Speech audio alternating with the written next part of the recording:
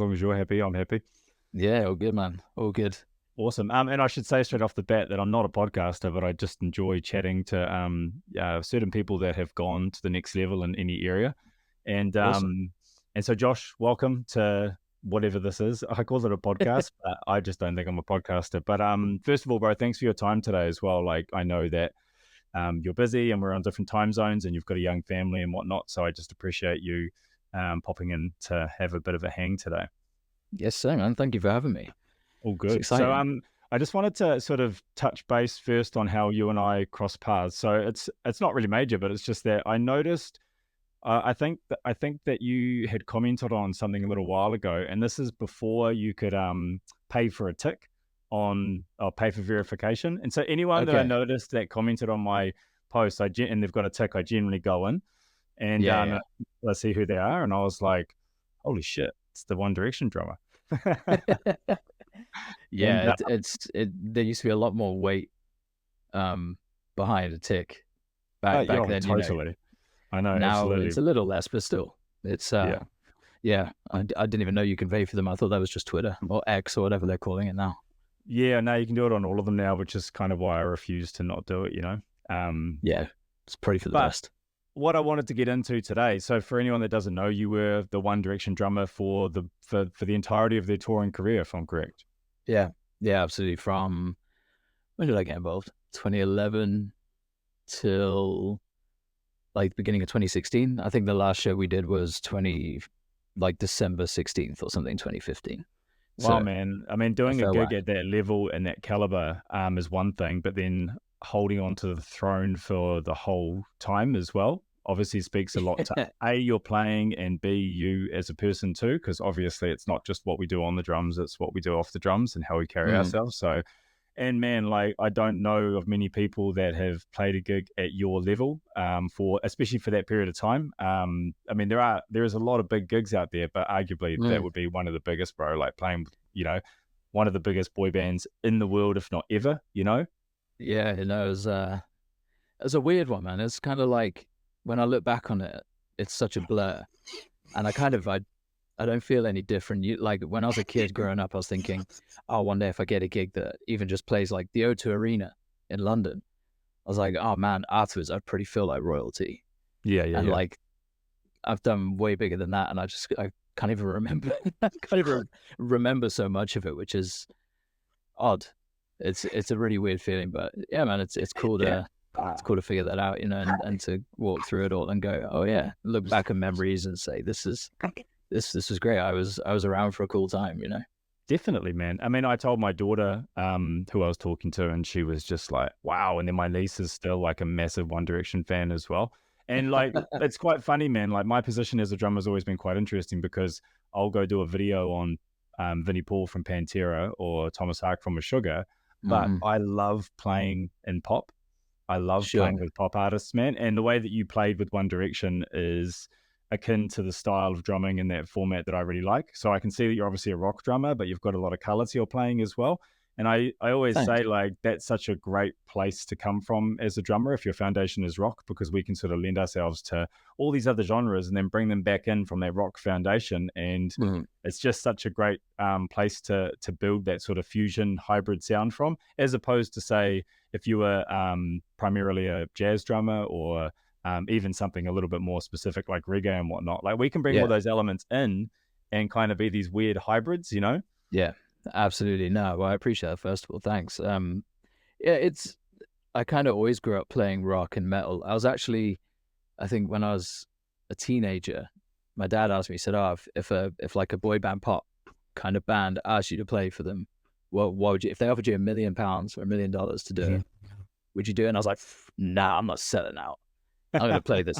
I'm gonna play this music." And then times change and you grow up, and I go, you know what? I just want to play music like I love it. But Exactly. I'm not a pop drummer. I mean, I am technically because that's what I did, but that's not my passion. That's not my. I don't sit and listen to pop music ever really. There's some No, neither great do pop, I. but this is the thing. Like I there's nothing wrong with it. It's just not my jam usually. So it was really odd for people that knew me to be like, "You playing in a boy band? Like this is this is something a little different." But Yeah, I definitely try to approach it more from a, we're playing big venue. Even when we're playing smaller venues, I think the first show we played together was like 1,500 people, which to me at the time I was like, there's so many Wow. people. This is because that's a big show. Like I'm Mm, playing in bands recently where I'm like, if we played to 1,500 people, we'd be like, this is huge. mm, So mm, it's all perspective, but at the time I was like, this is massive, so I'm going to play massive. So everything mm. was not leaning on the kind of like super polished pop stuff, but I'm just going to slam out and throw some chops in and hope for the best. Well, that's the thing. You're really musical, man, and that's why I say you're a rock drummer with color. And color, I mean that you know how to play around the vocals. You know how to do, you know how to add color without losing the groove. All those things that I think a lot of rock Thank you. drummers aspire to become. Yeah, and it's a practice skill, man. Like it's not something Mm, that comes easily, and it's also it gets better over time too, right? Like writing those parts around things and yeah, really finding your places. I mean, I've it's kind found of maturing. Sorry, Karen. no, yeah, you're right. It is maturing, man. Especially like as you work with more artists and the older you get. It's funny, like I play with an artist back here in New Zealand named Georgia Lyons, and she's in the pop world, singer songwriter, and her manager is always asking me to do more. And it's funny, like the older I get, the more I'm kind of like, no, it's all good, man. I'll pull it back. And Yeah. I always chuck stuff in because I love hi-hat work, I love splash work and melodic Mm, toms around things. But it's just funny, the older I get, the less I'm going to do more, but people sort of ask for it as well. Now, before we go yeah. too deep, I do want to ask Shoot. you, um, not so much like exactly when you started drumming and all of that, but just a bit of a precursor to the One Direction thing. You Mm, said that you were into metal and rock, and I know I've done a bit of research on your background, so I know that you started touring and gigging at around 16. But mm. how old were you when you started drumming? I started at 3. I Oh was wow, I okay, was an early bloomer. Yeah. My dad, he's still a singer. But he was a singer in a band. And I think one of my earliest memories from that whole period of his life was being 2 or 3, sitting on his lap in the studio, and their drummer, they were midway through something, and their drummer let me sit on, and I just remember sitting and couldn't reach the pedals, so I just playing, and I naturally play open handed. That's my thing. I was going Just to ask as you a about that. kid, you just kind of go, well, why would I do this? So as a kid, Right. I was playing like this, and um, So are you I think right-handed? I'm right-handed, yeah, which is why it's so odd. Are My you dominant. ambidextrous with anything? Like, do you do anything with your left hand? I'm stronger with my left hand for whatever reason. I feel like my left side, like I do a lot of, I go to the gym a lot, and I find whenever I'm having to do anything one arm, my left side is always stronger. No idea why. Or if I arm wrestle like 10, 15 years ago, my dad's a big dude, and I could, he'll slam me with my right, but I'll kill him with my left. So it's like it's one of Wow. those weird things. So That's but such I an can't. advantage as a right-handed kit player having that strong left. It is, and actually, weirdly, it changed up. I had a babysitter who could play drums when I was probably 8, 7 or 8. And I'd already been playing for like 5 years. I could play grooves. I could slam around. I was mainly just jamming along to music. Um, and she came in and she did it like this, and I thought, is that how I'm meant to do it? Like, it was really cool, and I wanted to like be like, oh, I want to be cool as well. So I just started doing this way. So I kind of, it forced me to learn that side as well. It was really weird to keep time with my right hand rather than my left. Mm. And then I guess, over time you just kind of favor one or the other. So now whenever I'm, doing more intricate stuff, I have to play crossed. Right. When I'm playing more Oh, open and okay. free, I slam out on my left. And sometimes I like, if I'm in a gig like with the One Direction gig, we play the same set every night. I change it up most nights, but I would try and be like, right, for this whole show, I'm playing everything open handed. So I'm like, Man, okay, what so an then advantage. it's it's great until you forget and you trip up and you go, oh, Right. and then you have to like try and luckily on a gig that kind of big, you kind of think, no one's watching me anyway. So like, I can get Yeah, away you with can get like away with falling it. over. Yeah, Yeah. definitely. But But I always yes. say, like, if you want to 10x your playing and you haven't opened up your left side, it's the easiest way to do it, eh? Like with a lot of the stuff Mm, that I teach, especially when it comes to sort of voicings and finding your voice as a player, as a yeah. right-handed dominant player, opening up your left side. So all the patterns that I teach and I do in my chops courses and all that sort of stuff, it's all like, great, you've got it with your right. Now go back over it all with your left, which people are always Yeah. like, ugh. But I'm like, nah, man, but that's where the flavor is. That's where the color is. Because if you can lead around the kit left-hand dominant on a right-handed kit, it Hmm. just opens up so many more options, eh? Yeah, well, that's kind of what I liked about just open hand playing in general. I'm Mm, like, you see a lot of these guys, a lot of the gospel drummers, they're here and then they're doing a lot of stuff with their left over on the floor tom. totally.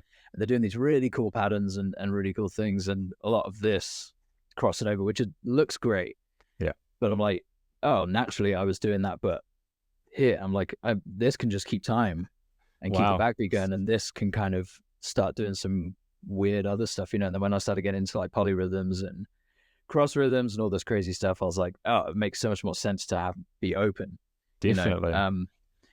But yeah, I still to this day need to do way more on my left hand. I don't do enough on it, and when you kind of get super fast on your right, and then you realize your left is like not quite there, but Totally. I was you actually just just doing cheat pad out. work before we got on the call on my left Oh, I don't even. because Yeah. I always figured that like I'm just always trying to play catch up with my left. Now, the reason why Mhm. I asked you if you're ambidextrous is because I am. So I skate goofy. It's weird things like knives and forks are backwards. I actually picked the guitar up left-handed when I first started playing guitar. Had to That's teach myself interesting. right-handed. Yeah, it is. And it only once I sort of got down the road with my drumming career, I realized, oh man, that's probably why I take to left side so naturally. So Mm. my mum's left-handed, my daughter's left-handed, my sister's left-handed. Shit, my wife's left-handed. It's really bizarre. Heaps of lefties in my world. So it just Statistically, it we just have skipped like, you. yeah. But I still believe that even with that advantage, I am trying to play catch up. I've been playing for 27 Mm. years and been right-handed for 40. So anything I can do to try and convince myself that I'm left-hand dominant, I'm always trying Yeah. to work on it. But you've Yeah. definitely Yeah. got an advantage there. I think so. And it's something I need to nurture more. Like Mm. I was doing sessions all day today, and I don't think I played. I think I did one groove with the open just because I had to do something on the toms, and All right. I should do a lot more. I just feel like for certain things, when I need to really tighten, like sink into something that's just like ultra groove pocket, I just find I lay into it. I just play different. The touch is different. Yeah, for Much sure. more different when I'm like slamming out open handed is really something for me. Cool. So But you've actually got like different tools that you can pull on with either side, the slamming left hand lead, and then the yeah, more intricate right hand lead. That's really cool. yeah, which is great. But actually, I also skate goofy. I surf goofy. So, Oh, true. Okay. Well, there but we that's go. right foot to left. So yeah, I don't know. I'm all sorts of I messed mean, up. I even wear my watch on my wrong hand, apparently. That's what, So that's, is your watch on your right? yeah. So I used to always wear my watch on my right, and it's gonna sound so stupid and so like bravado. But I thought, well, that's my power shot. If I needed to punch anyone, I was like, and honestly, like I love thick watches. So like if What I are you do it and doing on miss, a daily basis, man? That might I warrant know, that sort of thought. no, I know. That's Well, great. I got really into kickboxing, Oh, okay. jiu-jitsu, MMA back in when I was about 26. Amazing. So I was just thinking, like, yeah, if anything ever happens now, I can't have it here. I have to have it here, just to, Absolutely. just because your jab, you're not going to do anything. Whereas I don't want to break my wrist because I've got sort of bug on my hand up, But Or damage your now, watch. yeah. But now I'm not. I'm the last person that's going to punch anyone. So Oh, that's funny. Wait, so like before we get into the 1D thing, so when you started gigging and touring, on what level were you yeah. doing it and what sort of bands were you doing it with? My first ever tour was a ska band. Oh, How old was I? 16 turning 17, or I think I just turned 17. That was my first proper like away from home tour, and my dad drove me down near to London, packed me into two cars with a bunch of these dudes who are at least 12 to 15 years older than me, and then we went and toured Europe, and it was wow. kind of like it was a short tour. I had 2 days to learn the set, so I just kind of learned it really quick. I can't remember why I had to do it, but so yeah, that was my first taste of like touring, and What'd you think? it was interesting. I mean, like it was I saw saw a lot of crazy stuff.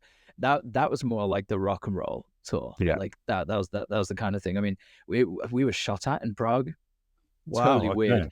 I wonder if I must contact the guys again because I haven't spoken to them in a long time. But we just remember hearing, and there's some dude running at us from like miles away, and me being like 17, I'm like, there's people are gonna kill us, and we were like sleeping in the Wow. hostels. It was like a crazy. I swear, there's like all 8 people in one room. Yeah, it was definitely a slog, It but sounds as it should be for your first tour.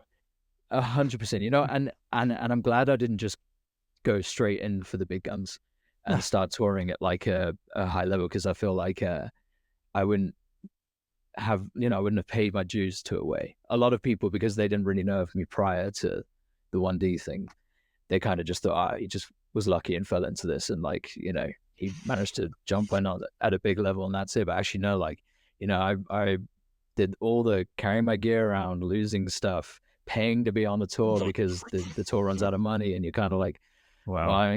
no one's going to pay to feed me now, so I got to do it. Like, I've done all of that. So did you leave school at around that age, like 15, 16? 16, and Okay. then in the UK we've got you can stay on for a couple of years before going to uni. Oh yeah. I wanted to stay on, and my school said no. So I went to like a community college to do music tech, which meant I learned how to run a lot of the studio stuff. But I was Cool. only, it was kind of a hard course to pay attention in, because the course kind of lacked a lot. So had a lot of free time, so I just started recording myself and doing stuff. And Okay, so you approached started dabbling in the studio stuff like pretty early yeah, on. yeah. I got myself a little Amazing. Korg. I can't remember the mixer, but it was like a all-in-one massive mixer, 32 channel. And I just remember recording myself all the time, learning the craft of, you know, well, this sounds good in my head, sounds really bad on tape, so I'm not gonna, you kind of learn Mm, before I started doing studio sessions properly for people. But then in amongst that, I started playing with a guy called Charlie Drew, who was like a local to my area singer-songwriter, who was starting to pop off and was doing some cool stuff. And because of that, we got a gig with a rapper in the UK called Skepta. So we have like he's like a grime rapper over here, which was at cool. the time a little more underground. Now he's doing really, really good. And I mean, there's a lot of great grime artists now, but yeah. So I recorded a song with Skep, and then we ended up doing some radio, and then that was my first like UK proper, like, okay, this is like some cool venues kind of tour, Yeah. and it was club tour. So 200 to 500 people. Yeah. And real pocket based hip hop sort of rap stuff. Everything. And I'm like, at the time I had the like Justin Bieber fringe. I looked like, Yes. I would have been what, 18. Yeah. I did not look like I belonged on that kind of tour. I had no kind of like, I'm just like the most non like urban kind of from this world. Yeah. But some of my favorite drummers from that world and kind of have that sound. Yeah, So I well, was so like, let's touch on that then. Like, so where were your early influences then? Because you have great pocket. Like, regardless of chops, you've got a fundamental pocket that's really strong. So that's come from thanks. somewhere. So who did you listen to when you were Growing up, my dad was young? like classic rock. Okay. Loved all the, like Foreigner, Toto, Yeah. Journey, all this. Same So with my dad. It's a solid foundation from the old man. I genuinely think I'm like that. That shaped me so well, because Yeah. as far as like, I remember he made me a CD. I don't know, it would have been like 10, and he said, "This is Josh's drumming CD." I think that's what literally he made a little like artwork to go on it, and said, "This is the thing." Brilliant. And it was like, what was on it? Toto, Sting, The Police, Madness, like a bunch of these like really cool songs that actually were just like super fun, but like a lot of them were just groups. So like Rosanna by Toto was Yeah. on. My Yeah. dad said, Yeah. if you want to be worth anything in this drumming world, you got to learn how to do this halftime shuffle.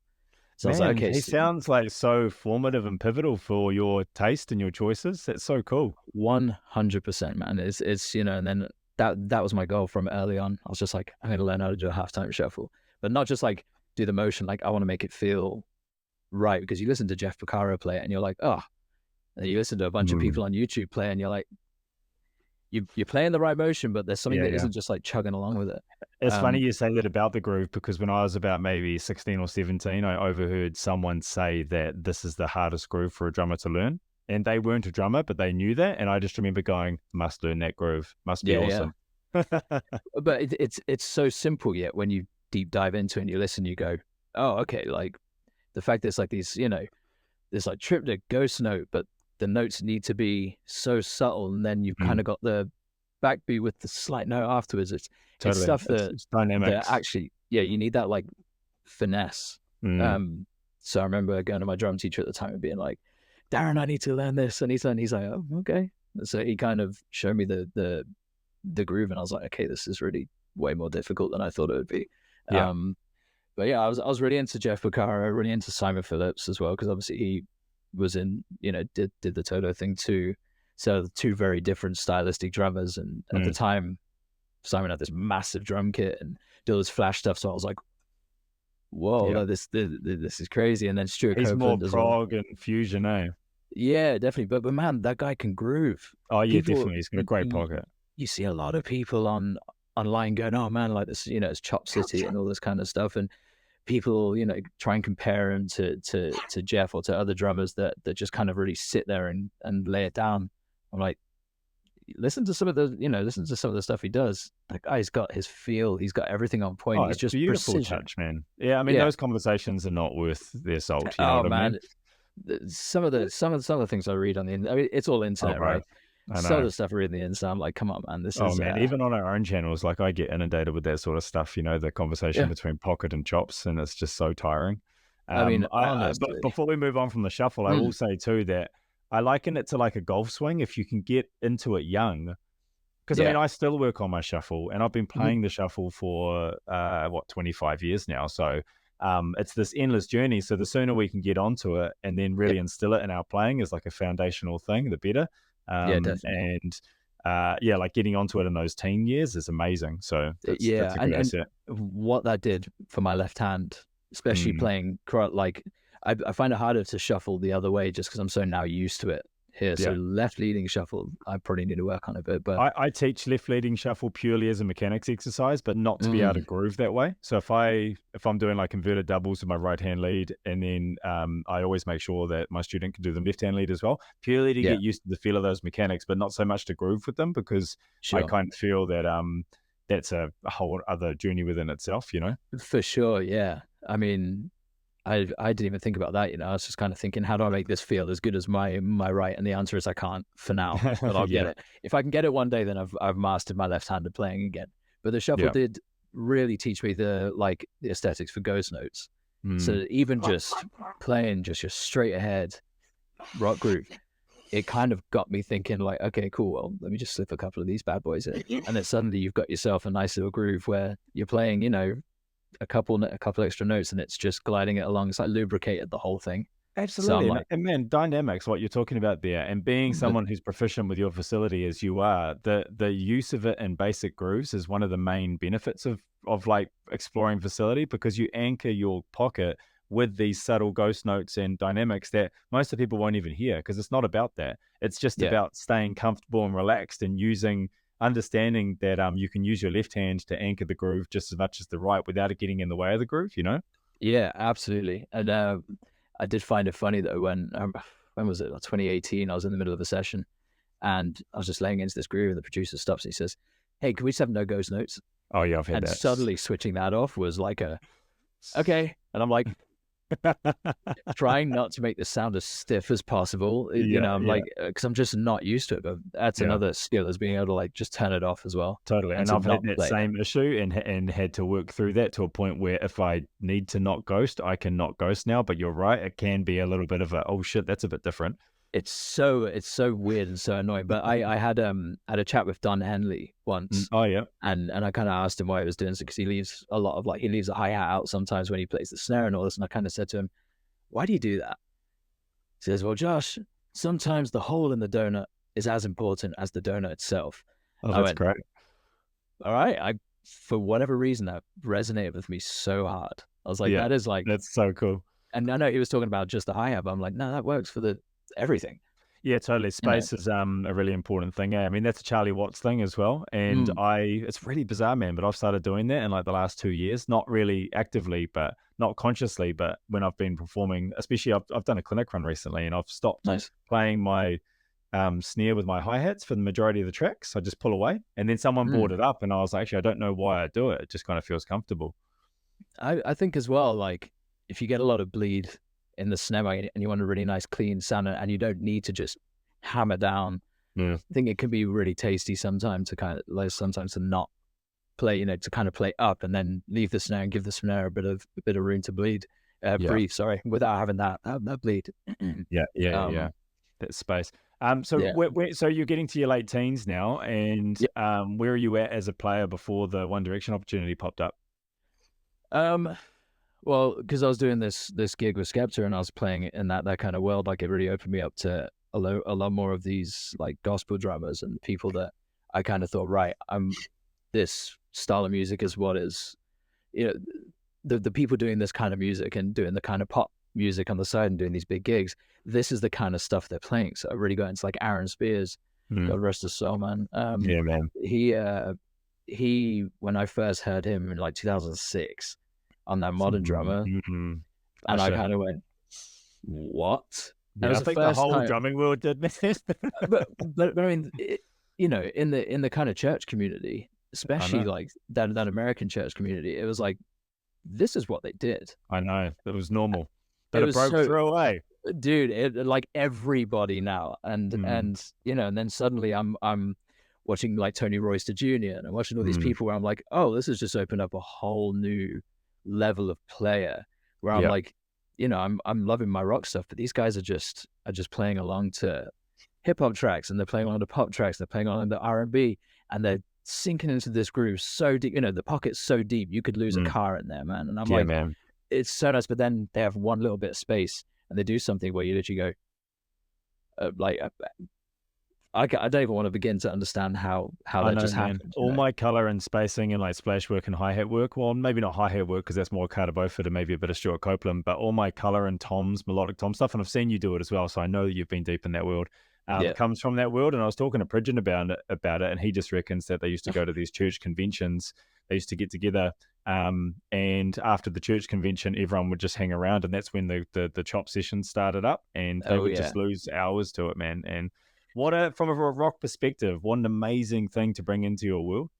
Well, yeah, that's kind of it. And I think when I started doing the Skepta stuff, I think that's what people were saying was kind of cool. They're like, oh, like you play, you play like a rock drummer, you play with the same force as a rock drummer, but you're throwing in these licks that kind of doesn't naturally come to the rock world. Um, Definitely. and not many people do that really. Even now, like some of the stuff I listen to, I'm like the rock stuff's very double kick heavy, which I love. When I Yeah. heard Joey Jordison soloing on the one of the live Slipknot albums, I was like, what is he doing with all this stuff? Yeah, yeah, And yeah. Simon Phillips does it between all the toms. But then when you see people do it with one foot and they're just doing, all this different stuff going across and it's just different phrasing and the light and shade of it all, I was like, oh, I need to pull some of this and I need to start like Definitely. finding my voice of it. And I Now, started to off, ask you on that, when you yeah, when you started going down the gospel route, did you see and I'm only speaking from my perspective, but I initially, because around the same time I found it as well with the Aaron Spears thing, I initially thought that my rock background was almost like a barrier of entry. I almost thought that, oh man, I didn't come from the church. Oh no, I don't. Initially I found it such a challenge that I thought that my yeah. rockness was getting in the way. I, I did. I actually turned my back on like the metal stuff for for So did for, I, for bro. quite. I mean, honestly, like my whole thing. I joined a metal band when I was 14, with a couple of my buddies who were a lot older, well, a couple of years older, and we all had dreads. We had, we were really going for it, and everything was just in my school was who can play the double kick Yeah, quicker. yeah, So suddenly we're all finding tracks that go faster and faster, and I'm just there going, right, I'm going to do this. And yeah. then once I kind of really started getting into the gospel stuff, once I started getting into the R&B, the grime, the hip hop, I was like, nah, it's not cool anymore. So Yeah. I stopped listening to it even. There's Mm. still tracks I dive back into, but I was kind of thinking, nah, if I'm going to do this, I'm going to go for it. Oh, so So similar to me, man. Full immersion, yeah, eh? yeah, I'm one of these people though that if I'm going to do something, I have to be fully immersed because if I'm not, I'll get bored and I'll just move on. If I'm very I, much the same. yeah, I think it's a good thing.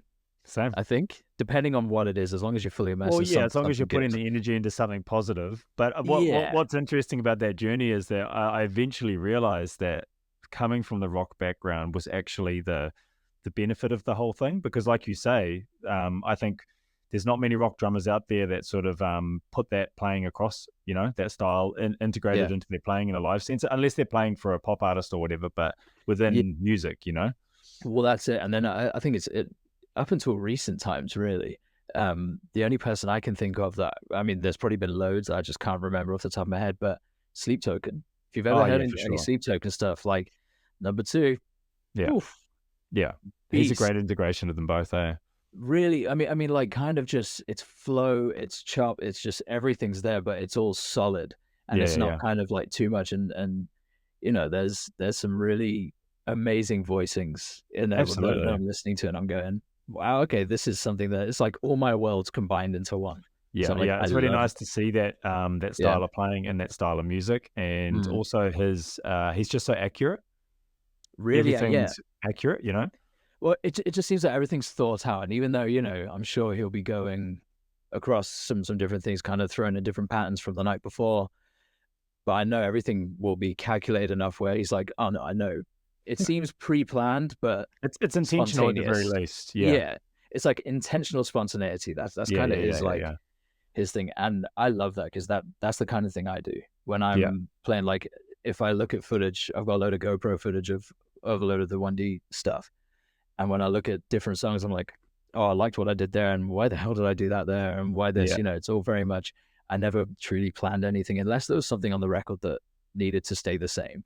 Yeah, yeah, I yeah, kind of yeah. was a free for all. The boys were just like, have fun. And I could see you were having that sort of fun with it, which is why for me, those sort of gigs are so great because you get a Mm, license to explore, you know, and you yeah. definitely got a lot of like I would say you probably got a little bit more than what I would even have expected for a gig like that.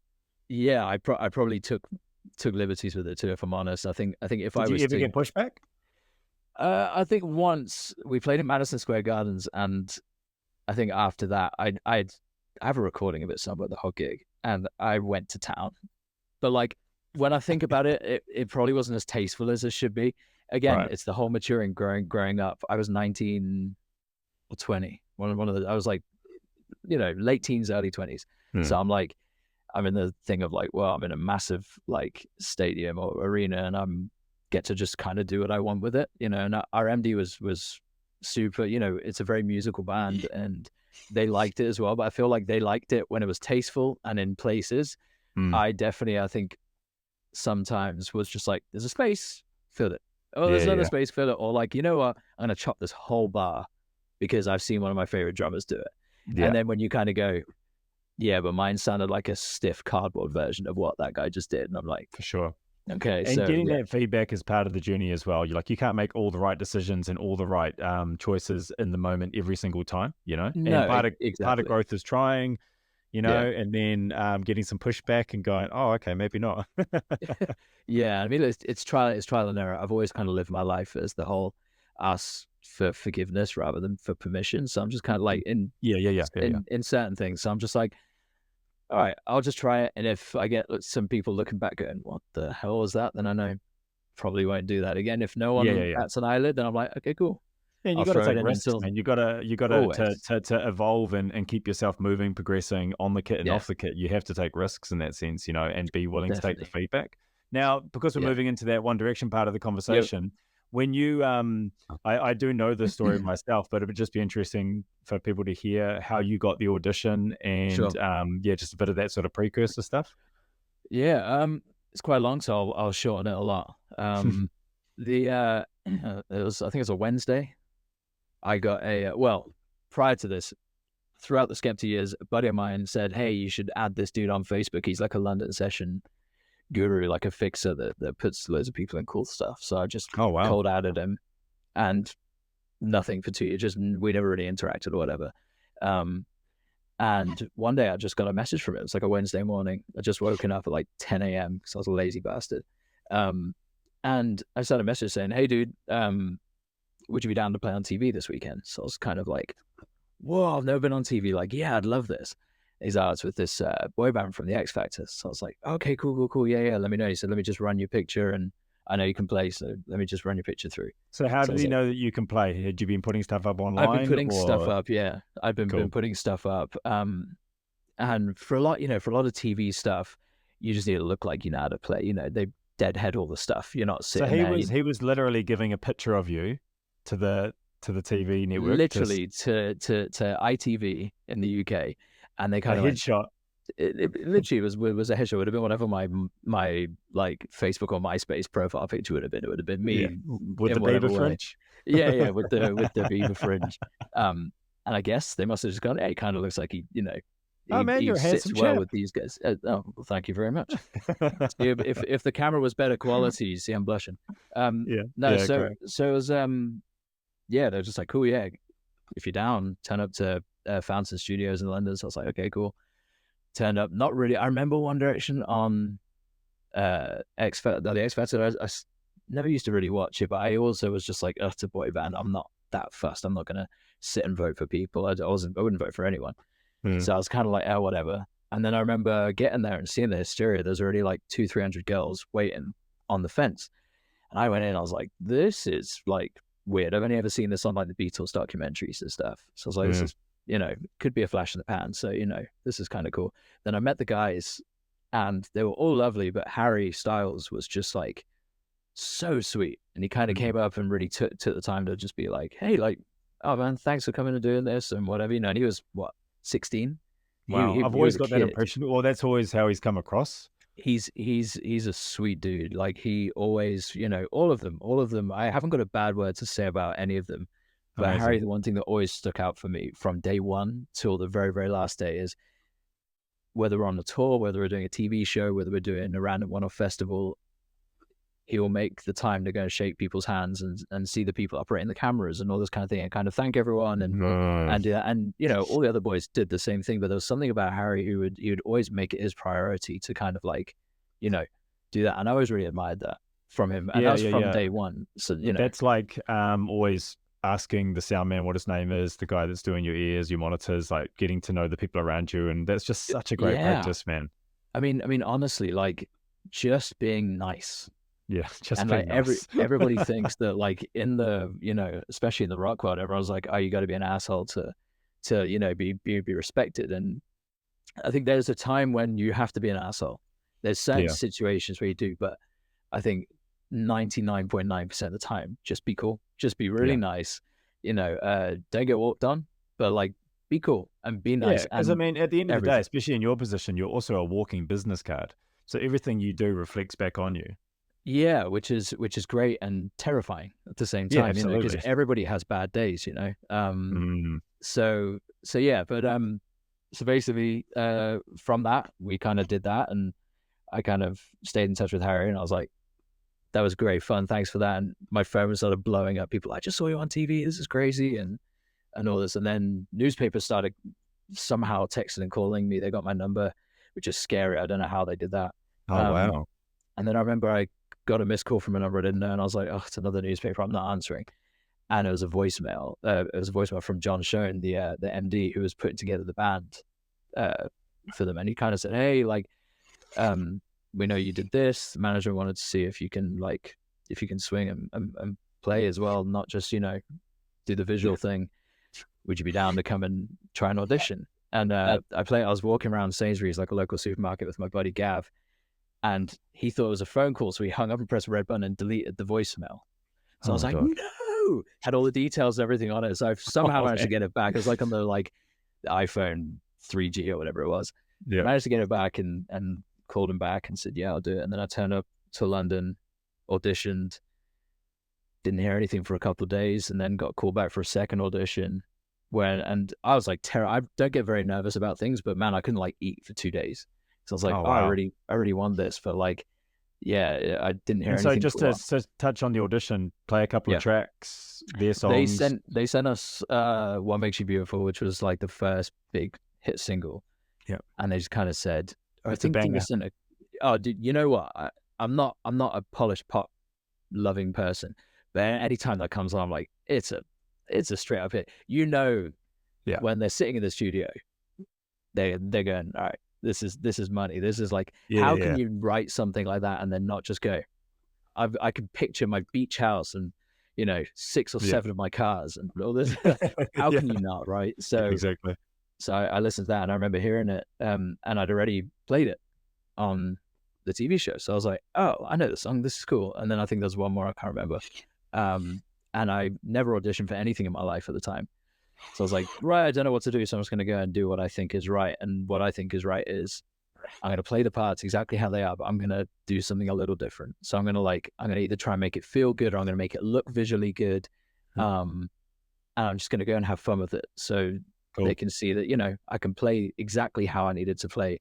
And I can But kind you of, brought in a little bit of your personality as well. yeah, tastefully. Okay. That was always my thing. Because I thought if I just go overkill, it's never gonna work, and they're gonna get a note next. And I think in a few years later, John said to me, he said, "Oh, one of the things he loved about my audition, compared to some of the other players that were there, 'cause there were some great players that were there." He And said, probably guys that were already in that scene as well? yeah, I saw one guy as I was waiting to come in. I saw one guy come out with his snare and his cymbals, and he put it in the back of his car, and his girlfriend was there, and he gave her a big hug, and he's like, "Yes," like I nailed that, and I was like, okay, cool. Like this guy is probably really good, and how am I gonna, I'm just gonna just do my thing. Hmm. But John said he thought the way I attacked it, and he said I just slammed. I Oh, went yeah. for it. I didn't tickle the drums. I went for it, and then there's one really awkward drum fill that happens before every chorus, and it's kind of like a really throw off, kind of weird fill. And I played Yeah, it in yeah, a yeah, way the that tom sound, hits. yeah, and like a lot of people just kind of just do. I was like, I was like going in like Phil Collins style on it, Cool. and still playing the right notes, but just kind of like that was my interpretation of it. And I think he dug it from that, and he just said, I threw it in, and I guess that's what probably got me the gig. Now, And from what then I know of this part is that you started off on a 2-month tour that yeah, it never was like ended.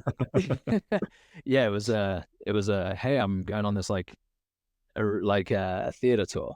We call them theaters over here, like 1,000 to 3,000. Mhm. Um, and it was over Christmas, and then I think it ended in like end of January. So it started in December, ended at like mid-Feb or something. And were you And just then stoked? Were you just so happy about it? I was like, I've got a drum tech. I'm like, wait, I have a guy that like my dad's just like, dude, you've got a drum tech. Like, you just make sure that if he sets the kit up and you don't like it, show him. Say, hey, this is how I like it. And he said, then you watch the next day. Oh, we set up, and I met my drum tech Fred, and Fred was Now, probably were you playing Mapex at that point? yeah.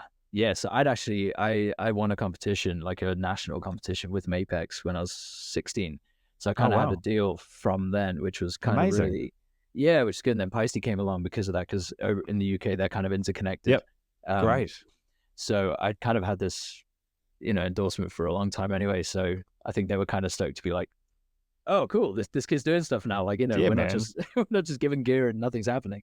Yeah. Um, so yeah, and my drum tech Fred, who's such a legend, and he's a gentleman that's been, seen a lot of bands. He's been touring for a long time.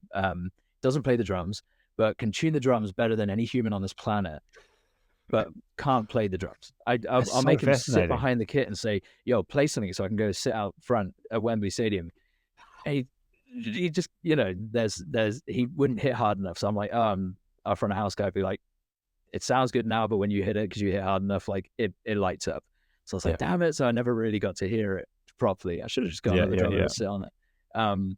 But that was kind of, I was in heaven. And then Mm. millions, are probably, you know, tens of thousands of girls at the time turning up to these shows and like obsessed, and suddenly they're getting obsessed with me. And then suddenly my Yeah, brother so wakes were you on social media at that point? I'd been on Twitter a, for probably a year on the Okay. Skepta tour, but I was Okay. like, just because they're all on. I had 200 followers, or I think 150 followers, and none of them I think were real people. I think they were all bots, Yeah. or like people that had to go add me back, and if you don't add them back, they unfriend you. Oh, yeah, yeah, Um, gotcha. so I had like a load of those, and then suddenly I went overnight to like 10,000, 12,000, and I still have screenshots on my phone. I'm like, I just 10,000 people, and the boys would Wow. always tweet being like, follow our drummer, and like I was quite in my thought. I was just like, this is fun. Let's just see how far this goes. Like, I want to be the most followed drummer on Twitter. Like, let's make it happen. If this band is like nuts, so let's make it happen. So I'd always like annoy the boys and say, yo, if you're gonna do this, tweet people and tell me this. And they'd be like, okay, and they do it, and then suddenly I'd be like, I got another 100,000 followers. This is crazy. That is mental, man. It's wild. It got even more crazy because my brother was on social media. My brother's Mhm. 2.5 years younger than me. Um, Suddenly he has 40,000 followers overnight because I'm connected with 1D. They know who I am. Then suddenly they know who my brother is. They know who my mom had like 20 odd thousand. Like That is hilarious. it's so it's such an amazingly strange thing. And like, so Twitter was just on the up. It was like the very start of Twitter. So we kind of really rode that wave, and 1D did a really good job on it. I think a lot of their forte was their social media and the videos they were putting out, the content, and that's what helped really grow the band, and then obviously expand the band around the world. So Like Instagram and Facebook were only Instagram wasn't a thing then? Insta was, and I remember when Instagram came along because we all jumped on that when that like early doors. But Facebook was, but it kind of wasn't because it was like closed off and private. We kind of kept that as like, no, I changed my name on it because people kept finding me, so my Facebook was suddenly under a completely different name. Oh wow. Which made my friends go like, "Oh, what a dickhead." But I was It like, it really was was mainly Beatlemania though, eh? it it it was like times of it felt like a zombie apocalypse in the nicest way. I'm not calling anyone a zombie, but like in the way of like you're in a car and everyone's hands against the word banging, and you kind of feel like, I love my zombie movies, and it's like that, like driving through a horde Wow. of zombies and them all trying to get in. So Um, how big was the band? Like how many people were in the band? four. Oh, There was true. So it four was of quite a us. small crew.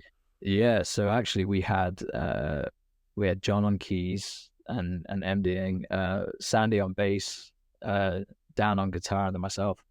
And then we ran Wow. some tracks. We ran some synth parts that we couldn't replicate. John's only got two hands. He can't suddenly. I mean, like Jordan Rudess will sit there and have six hands while he does it, whatever. But Yeah, yeah. yeah, John would stick some stuff. And then we had a couple percussion bits. My one thing was I was like, I don't want to samples. I don't want to have any samples on my kit. I don't want to have any triggers. I don't want to use a pad. And that was Well, your choice? yeah, originally we put a pad on for the second world tour we did, and it was just kind of pointless because anything that we needed, that kind of like clap or something that we could just stick on a track. So it saved me having to put triggers on, and then that's just an extra thing for me to think about. But I had a pad and there was a bell tree, those things that you can Yeah, like yeah. run a Yeah. chime along. Yeah. And I was like, I found that on there, and I was like, oh, this is getting abused. So every moment I possibly could throw it in, I stuck it in, and then they eventually went, okay, cool, we're not having the pad anymore. So I was like, it was kind of one of those. I've learned if you do things like that that are like just subtly annoying, someone just goes, we don't need that. I did the Yeah, same yeah, at my cool. wedding. My wife was like, oh, what color suits do you want to wear? And I said, I think I want to do purple. She goes, you're not planning anything for this wedding. I got out of it. It's great. I don't have to do anything. She just sorts it all That's out. I great. can sit. No, So It's it's, it's yeah. funny though, like because like going back to the four-piece band, I mean that's the Mm. one thing about your guys' live shows is that it just sounds so band heavy, which is always really cool. Like I remember watching your guys' live sets, years ago, just before I knew that of you specifically, but just always going, wow, man, it's like very, very bandy. Yeah, I think that was a thing they wanted to do. I think originally they were going to do like your standard DJ, but they don't want to dance. They don't want to be the like typical like pop band. The way they could have credibility, especially coming from that world, is have a band, have this sound, make it a little bit more edgy. Because obviously, the first album is straight up pop. Like I was Yeah. playing like the kind of like the offbeat hi-hat stuff all the time. Mm. Um, and then progressively through the rest of the albums, it was very it started to like shape up to be a bit more kind of like, okay, this is like, I don't know what you class it. It's still pop, but like It more almost more more adult. Yeah, I was going to say contemporary alternative, Yeah, almost pop, like it's kind of like a yeah, hybrid thing going on, and that really conveyed in the live sense as well. So yeah, you guys like instantly went to like pretty high levels in terms of the scale of it. yeah. How were you like going into that world? How did you deal with that? uh yeah, I think mentally I was just it was so fast I didn't really have time to think. Is that a So good thing, or like did you ever struggle with the with that part of it? yeah, I think I did, but I didn't realize until after, like way Oh, okay. after, like way down the line. I think I did, but yeah, it was definitely something that kind of, because it just kept growing and growing and getting bigger and bigger. Every new tour we'd kind of throw in a new venue size. So we did the little tour that we just did then, and then suddenly they're like, go to the embassy, we're getting US visas and we're going to the States. And I was like, I've always wanted to go to America. It's one of my favorite bands are. Like, this is so cool. And then we're doing similar size shows in America, and then suddenly we throw in a 25,000 seater and selling it like that. That's mental, eh? And that was, we call them sheds, the kind of like outdoor amphitheater, like you're kind of in the middle under a pagoda, and then the grass opens up like a cone. I remember being in Florida and it was hot as hell in the middle of summer and it was packed. And originally, I don't think they were having the grass verge open. It was like 15,000. They added another 10,000 by having the grass, and it filled in. And I remember playing that show. We had a guy called Ollie Mers opening for us, who was like a big UK guy. And I remember just watching him from behind with that whole crowd and going, "Oh, I'm about to play to these people. That's insane." And then the show Wow. came around, and you're like, "This is a feeling that you can't replicate." Or you probably can with like crystal meth or something, but like healthily Yeah. replicate. I was like, "This is something else." Can you connect with shows that size, like as an artist? Or because I Ye- find the bigger the show, the less connection you have to a degree sometimes, you know? Yeah, I feel like arenas, there's a level of connectivity. Stadiums, way less so. But I feel like even in arenas, even in bigger theaters, like my level of connectivity with people is like the first 5, 6 rows, if that, because they're Yeah. the people you can really see, you can interact with. Some Eye contact and yeah, or there's always at these shows, there was always banter. There was always people holding up stupid signs or doing funny things. So like, throwing stuff on stage or whatever. So there was always a level like, you could actually interact with the first however many rows. When, you're looking back at the back of a stadium and I can't even see the facial features of some people. It's like man. you definitely can't interact. And obviously being stuck behind a drum kit as well, there's only so much interacting I can do. Whereas like for the guys, they're walking down a 100-meter walkway Oh, to the true. Been end and doing all this, that. so Yeah, yeah. they can kind of be Cool. in the middle of all this stuff. So yeah, it made me not fearful. Everybody thinks, how do you play in front of people like that? How do you get in front of that many people without feeling nervous? And I was like, I would play completely naked in front of that many people. It doesn't bother me. Stick Yeah. me in a room of 10 drummers Oh, and bro. everyone going like this. I'm like, that to me makes my skin crawl, Totally. even to Like I this say, day. I just did a clinic run and man, there's nothing scarier than playing to just a room full of drummers. It's like, even if they're digging what you do, Oh, they're totally. like this. Only a very few of them are like really like, you can see the emotion on the face of like, oh, I like this. And the Yeah. rest of you, you're going, oh, I hate this.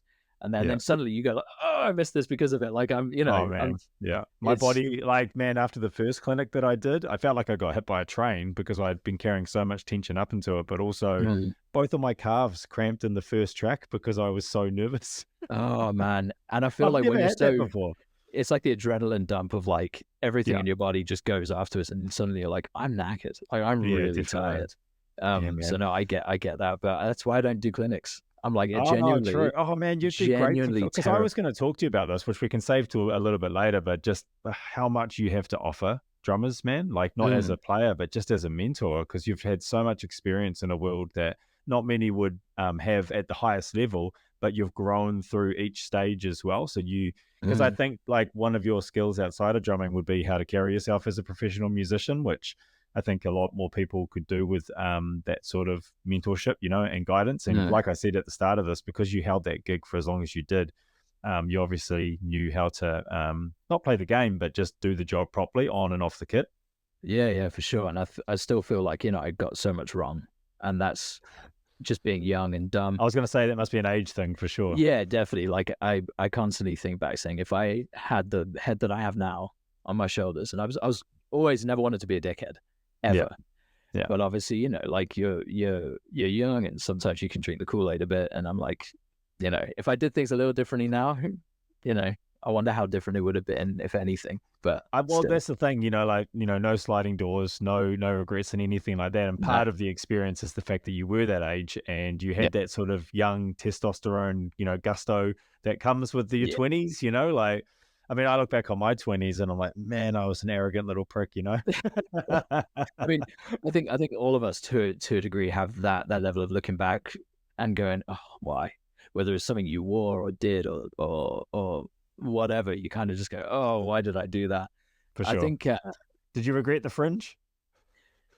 no, no, That's a joke, by the way. That's a joke. no. Whoa, what? I remember on the Skepta run, Skepta used to introduce me on stage. He goes, and back on drums we got Justin Bieber, and then he'd like all the crowd would be these like just like a bunch of these like dudes and girls all in their 20s and up, and they'd all be going boo. Oh, I was like, classic. oh, I need to shave my head or something, man. I need to get rid of this for sure. But no, I definitely got my fair share of abuse for all that. So yeah, I Amazing. can take it. We're good. So with the One Direction thing, so now Mm. like what I want to get into is sort of coming out of that gig, man, and like, did you know when it was going to end? And also, and I'm really interested in this part of it, the emotional side of that as well, for many Mm. reasons, like a group of people that you've been so tight with for so long, Yeah, also that gig itself coming to an end for whatever reason, and just yeah, sort of that kind of period.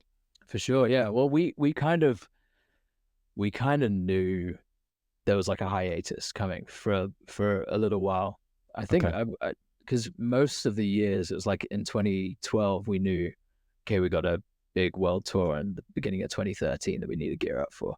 Then while the middle of that was going on, it was like, right, we got a stadium run being booked for 2014. Then midway through Wow. 2014, it's like another stadium run in 2015. So it's like we always knew something was going to happen. It got to 2015 and we kind of knew a break is going to be had at the end of this year.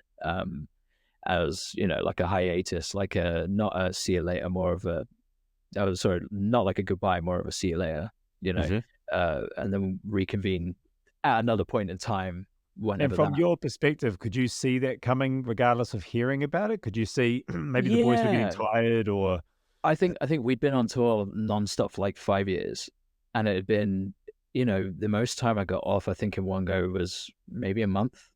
I wow. can't remember. It would have been earlier on. It would have been like 2013. Did that bring a Um, level of stress as well? Just like your schedule's so full? Yeah. Although if it was like harder touring in the sense of if we weren't looked after in touring, if we didn't, fly in decent seats, if we didn't have nice hotels, if we had to lug all of our gear, it would have been hard. Like, since then I've played in I've toured where I'm like, I'm gonna set my own cut up this time. And my kit shrunk mass instantly. So Of course. they're like, but it does. You suddenly do a 3, 4, 5 week run, and you come back and you're like, oh, am I just old? And you go, no, like I'm just working my ass off. Whereas like on that tour, we had people to do everything for us, which is, I was so fortunate, so blessed to be able to experience. And whether I ever Definitely. experience it again or not, like I can go, wow, like I did this. This is cool. So it wasn't hard. I think it was hard to be away. I Yeah. missed so many amazing big life events. I missed family members being born. I missed, weddings. I missed my friends, getting married, having kids, all this kind of stuff. And I kind of like would come back and everything would be different. But me in my mind, like as much as I was changing, I didn't want anyone else or anything else to change. So it was always a bit of a weird thing to come back to and be That like, is a weird thing, man. it is. And I felt like I was, a stranger in the town that I grew up in because I was like, I feel like, oh, I've done so much.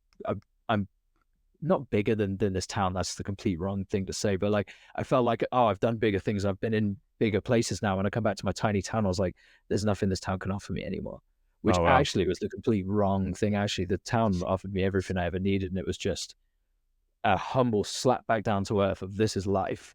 Yeah. These are the people that actually, these are the real people that give a shit.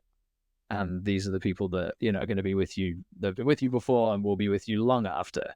Yeah, yeah, yeah. And all the kind of sparkly other like rock and roll lifestyle that comes and goes pretty quick. You Yeah, did you suddenly did not. you ever like I know you've got a wife now.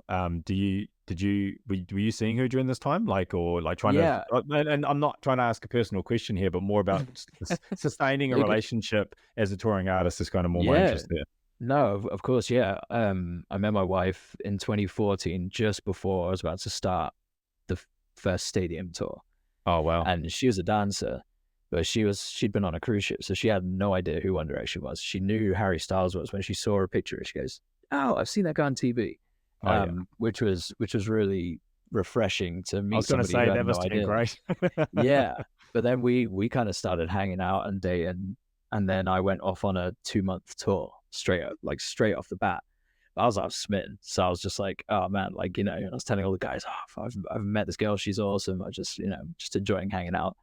Then I went to South America, did all of that, came back, and yeah, it was just we were just pretty serious from the get go. And then she came out to a load of shows. She came out to the States, she came to Europe, she did all Oh, sorts. But cool. then she was also doing her own thing. So she was also gone. We were sometimes like passing ships in the night for like, good part of 3 or 4 years. Like Wow.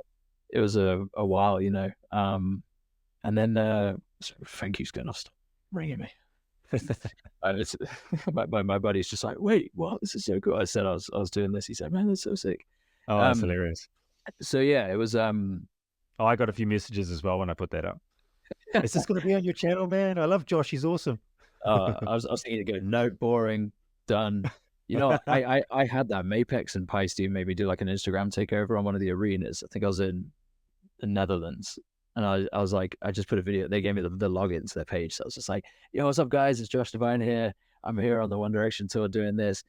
And literally all the comments came in. It was like unfollowed for the day. And I was like, oh, man. I'm like, Oh, but this is so cool to man. see. Like, I'm Well, like, actually, man. no, bro, you're bringing up another great conversation because with Mm, social media growth, and obviously because you've got 1.2 million followers on Instagram, yeah. and like you would have had a good amount of that when you guys were touring and stuff too, and just the scale of exposure.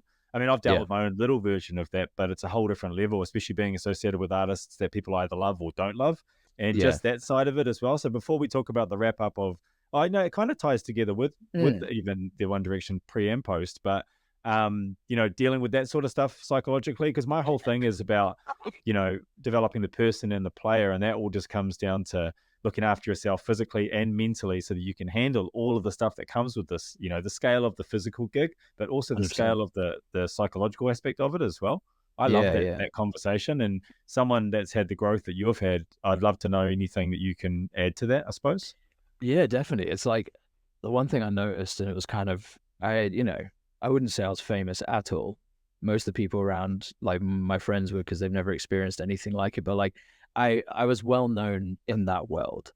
I would, luckily I was never accosted like by newspapers too much, and the kind of level that like real famous people have to deal with. But one thing it highlighted to me was fame sucks. Doesn't matter what side of it you're on, fame absolutely ruins people. Yeah. And everyone wants that lifestyle until they're in that lifestyle, and there's only a few people I really think deal with it very, very well, um to that kind of level. And I'll give all credit to the 1D boys, man, because they all handled it so well, and they were like so on point. And they just, I guess they kind of had to filter out the negative and filter out that kind of aspect, because they know, oh, this is my job, like this is what I get to do, and these are the pros and these are the cons. For me, it was like when social media stuff started happening, and I was like, this is killer, this is great. Like, I'm getting all this attention online. Of course, you read through 10,000 great comments, and then there's one comment that's just like, I hope you die, like you suck, boy bands suck.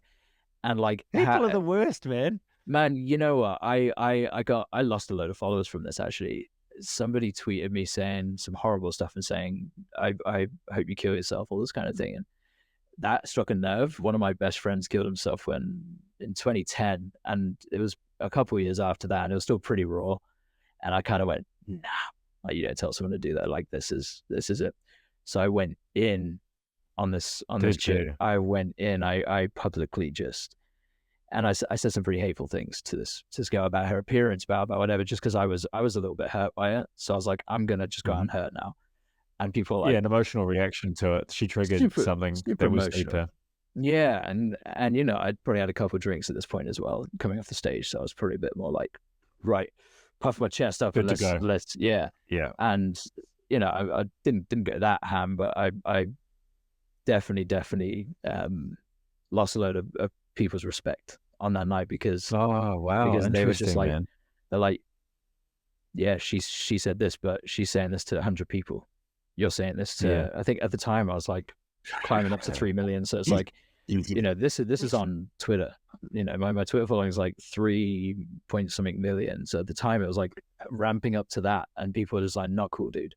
And I couldn't understand it. I Wow. was being like, what I've said is like a drop in the ocean compared to what she's just said. Like, how dare. But actually, when I look back, I'm like, no, I have a responsibility. And Mm. from that point, I was like, no, you know what? I don't want negativity. I don't want to break anyone down. I don't want Mm. anyone to view me as somebody that's just like, like everybody loves those accounts that kind of just can just clap back and slay so many people, and you're just like, man, like it's comedy at this Yeah. point, because people do it to get a rise. But I was like, Yeah. that's not me, because I'm not like that in real life. Like, I'm pretty Mm. chill, man. I just don't care enough, So And it's that's about asking yourself how you want to be perceived as a person as well, and how you yeah. want to come across. I think that's an amazing lesson. Like you learn shit maybe that's not the path. You know. 100%, man. And I think that was just kind of one of those things that I just kind of had to just realize and go, you know what? Like, if this is the world I'm in, there's going to be tons of this where there are going to be people that are just going to express their opinion. There's going to be some people who their opinion is just because they don't like you for whatever reason, and that's cool. That's on them. That's a thing. It's not my job to try and be like, well, why don't you like me, and how can I change No, that? I'm because not. I said this recently to someone that when my son was in his like mid-teens, when he was like 14 or 15, he was struggling with a couple of people, and I said to him, "Do you like everyone that you come across?" And he's like, "No." And I was like, "That's right. They don't have to like you, man. Yeah, That's actually a good thing. That's their sovereign right. Like personalities sometimes just don't mesh, and that's okay. and that's it. I think the thing with the internet is a lot of people think it's faceless, so you can just kind of say whatever and just kind of think, I know oh, that's the bad part, and I think that's the disorder part when you tell people what you think. You know. yeah. And also, like, no one's scared of a punch in the face over the internet. Mm, Whereas, like, the no. way I grew up, you chat shit, you get banged. Like, someone's gonna punch you if you say something, like, and you say something specific to someone and they take offense to it. You're gonna fight. This is how it Yeah. is. Mm, That kind of doesn't work on social media. So people can say whatever they want. They can kind of get away with like saying horrible things, and then they see these people that they follow as like an object. They're like, mm, well, you're a celebrity. I buy your music. I stream this, so therefore I own you. I own a bit of you. You're there for my enjoyment. Like there's yeah, the yeah, way yeah, they yeah, talk to yeah, police yeah. sometimes, Your saying own like shit. you're a public servant, which means I can abuse you. It's like, Mm, no, it's not the case with people, man. Like, just because mm. you think someone talks shit to Drew Barrymore, you don't think she's gonna go back and be like, oh, this sucks. Like, Oh, totally, man. Like that's the everybody, thing. We're people at the end of the day, and yeah. that's kind of how I look at back on because I've had a decent amount of that over the years, especially once I went on Drumeo and stuff. Just a lot of feedback that I didn't necessarily sign up for. Mm, Maybe yeah. the people telling you what they think, Oh yeah. and I if it gets nasty, which it has done, I'm just always like, oh, that's a bummer that you kind of look at the world through that lens. And then my policy is I restrict them, so I'll never see one of their comments ever again. But I never block them because then I can sustain them as a follower. See, But that's I smart. always restrict. So I delete Yeah, yeah, comments. It doesn't really happen these days, but I used to yeah. always just restrict, delete comment, and then I never see them again.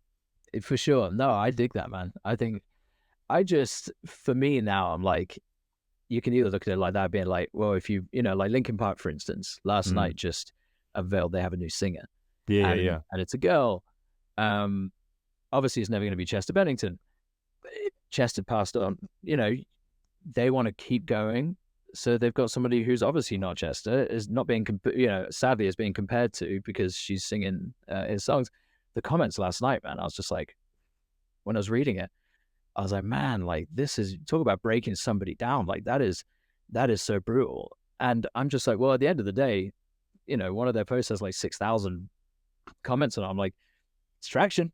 It's getting people Yeah. Oh, talking. Like yeah, for no, sure. no Totally. publicity is bad publicity. So for And me, I'm I'm sure just they've like, set her up to like expect this, and everyone kind of does, even at its best. It's not great online, so yeah. I mean, it's that's just that's rough. people these days. People don't like it when somebody changes their hair. They're like, oh, I hate the way you've done it now. You need to do this, and people don't Totally. like it when you do whatever. So it's like you're never going to please everyone. You just got to do No, your and that's thing. the thing to keep in mind. And bro, that last line you just said, you just got to do your thing. That is the most important thing. I get a lot of questions about social media advice and stuff, and I'm just like, man, find your voice. Like Yeah, as a player, like just find your voice and just do you. And just like that's all you need to do is just do what you do and not really worry about the rest. And and I always say too, like don't even fall for the praise. Like just as much as you don't fall for the negativity, don't fall for all that praise as well, because they both are yeah, in categories that don't need attention. Just keep yeah. moving down the middle. I mean, like nothing like that should ever change the way you feel about your value in the world and yourself. And having a ton of people say a load of good things to you should never elevate your head to the point where you go, well, now I'm better than this drummer because this drummer doesn't get the same amount of praise that I do. I'm better than this, or I'm Yeah. everything like that is just so destructive. because Yeah, you and know what's I your tend to perfection. go, well, at least I tend to like if someone gives me praise on something, I'm like, man, little do they know that my single stroke sucks. We see, you see, but also there is that side as well where accept the praise and be like, man, that's so kind, thank you, and be genuinely thankful that Yeah, people yeah, yeah, yeah, care yeah. enough to say something. But I'm kind of thankful when people care enough to say, hey, I don't dig this, or never liked your band, your playing's cool. But like that's a lot of the stuff. I started on Reddit, Oh, and yeah. the guys at Reddit were just like, hey, would you, if you make an account, we'll put you on the front page for a little bit if you want to try. I was like, oh, amazing, yeah, I love Reddit, this is great. Put up a video from behind of this stadium shot. It was I was just going ballistic at the end of the set, and the comments on it were just awful. They're like, I keep clicking less of this, and it keeps popping up like, I hate this. My grandma's a better drummer than you. All this kind of Oh, stuff. bro. I find it funny. Like I just laugh. Most of the people that say this stuff, especially in the drumming community, which is not a lot of people, the drumming community as a whole are really supportive Oh, usually. it's fantastic It's community. just always the people that have never been able to do it that get salty about it. For And then they sure. like to just tear down anybody who's maybe getting a bit of exposure or whatever. It says more about the Yeah, person, but definitely. it's only far and few between. But I just kind of look at it and I go, you would sell your left nut to be able to do this gig.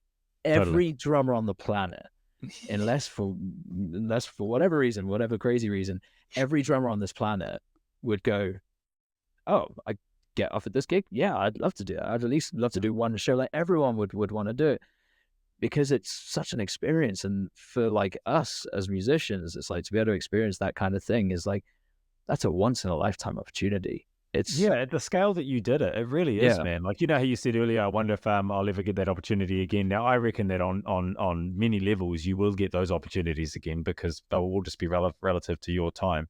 But at the scale of that, I mean, you are talking about Beatles level scale, I mean, you know, that was something, that was a phenomenon, because really. those bands or those artists or those legacy groups, they do not come through that often, like single digits in a decade, usually. You know what I mean? Yeah.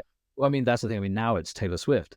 You look at Yeah, Taylor Swift, it's like it's starting to get, if not got to that level already, And then there was exactly. BTS just before that. The Hmm. Korean, the Yeah, yeah, Korean Korean, yeah. group, that started to have that kind of Yeah, you thing. And played for one of those artists. That's insane, man. it's so odd. It's so odd because I'm like, why me? I'm just, you know, I'm a kid that grew up in I was born in Bournemouth in the UK to African parents. Like You know why I'm, you broke? Because you were literally the right person for the gig, man. Like, there's only one path, I think Like, that, you only get yeah. the gigs you're meant to get, man. And I put that post up recently because I do see a lot of people coming from a position of their opportunities lost, or they wish that this happened and this happened. And I just say, man, you never get the gig you're not meant to get. You only get the ones that you do. So just stay present, Yeah, no, for sure, man. And actually, since there's been a couple of gigs that I was gearing up to do, and then for whatever reason they fell through, and they were cool gigs, and I'm like, you know what? Actually, looking back on it, and at the time, you'd be bummed, being like, oh man, whatever. But actually, then I realized, well, what did I do instead? And then you realize Mm. you did something maybe more fulfilling, or Yeah, yeah, something yeah, in my yeah. life that then would change and almost do something where I go, man, I'm so glad that happened. I think it's a really good position for your mental health as well, where you go for something and you don't get it, and you go, "Oh, okay, obviously wasn't meant to get it. Otherwise, I'd be doing it." Like, there's no, you know, it's a healthier way than going through this position of loss. Yeah, But actually, now saying the word loss, I do want to talk about: was there a come down to that gig ending, man? Like, there must have yeah. been a physical and mental response to it for you personally. There was. I remember the last show we did, um, and kind of coming off of that, kind of driving home and being like, "Wow, like, is this it? Is this has the best years of my life just happened? And like, Mm, will it ever happen again? And what am I gonna do? Like, and I already knew I was like, I'm taking some time off. I'm like, yeah, I don't want to tour. I don't want to do anything for now.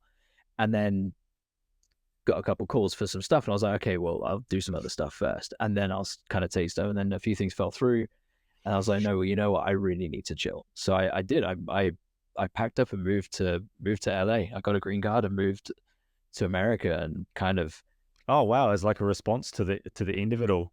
yeah. Well, I mean, I kind of wanted to do it anyway, Oh, just because okay. I was like, I spent so much time every waking minute I was off tour, if I, as long as it wasn't Christmas, I'd be back over in LA. I made a load of friends over there, and I'm like, this is the music hub right now. This is, and it was back then in like 2012, 2013. It was like really happening. And then I moved there in 2016. That kind of between 2016 and 2019 kind of was really slowly declining. Everyone was kind of moving out. It was getting too expensive, and everything kind of moved on to Nashville, Austin, and all these other places. So yeah, I lived in LA for well, till COVID, Oh, effectively, wow. Okay. till 2020 lockdown, and then moved to Nashville after that for a few years, and then back to the UK and back and forth and all this. So it's kind of, that was my response was, okay, cool. I'm going to now, instead of being a hired gun playing, session drumming and stuff, I'm going to start a band. Let's start some bands and just, So I know two of your bands. You got Everride, yeah, yeah. and then is it ZFG? Yeah, well, we had to change the name to Lavara because Oh, okay. because the F was the F word and the radios wouldn't play it. So Oh, um, true.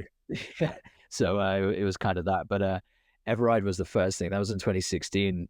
Me and a buddy, Ada Maringer, who is a long time bro. He opened for us in opened for One Direction in like 2012 with Oh, an cool. artist. He was just killer like guitar nutcase, just so like unbelievable. Like you listen to Eruption by Van Halen and like Hayden will just do it, but he'll do it with both hands like this. Oh, yeah, He's yeah, yeah. scary, and still to this day, like he's my bro. I love him to death. Mhm.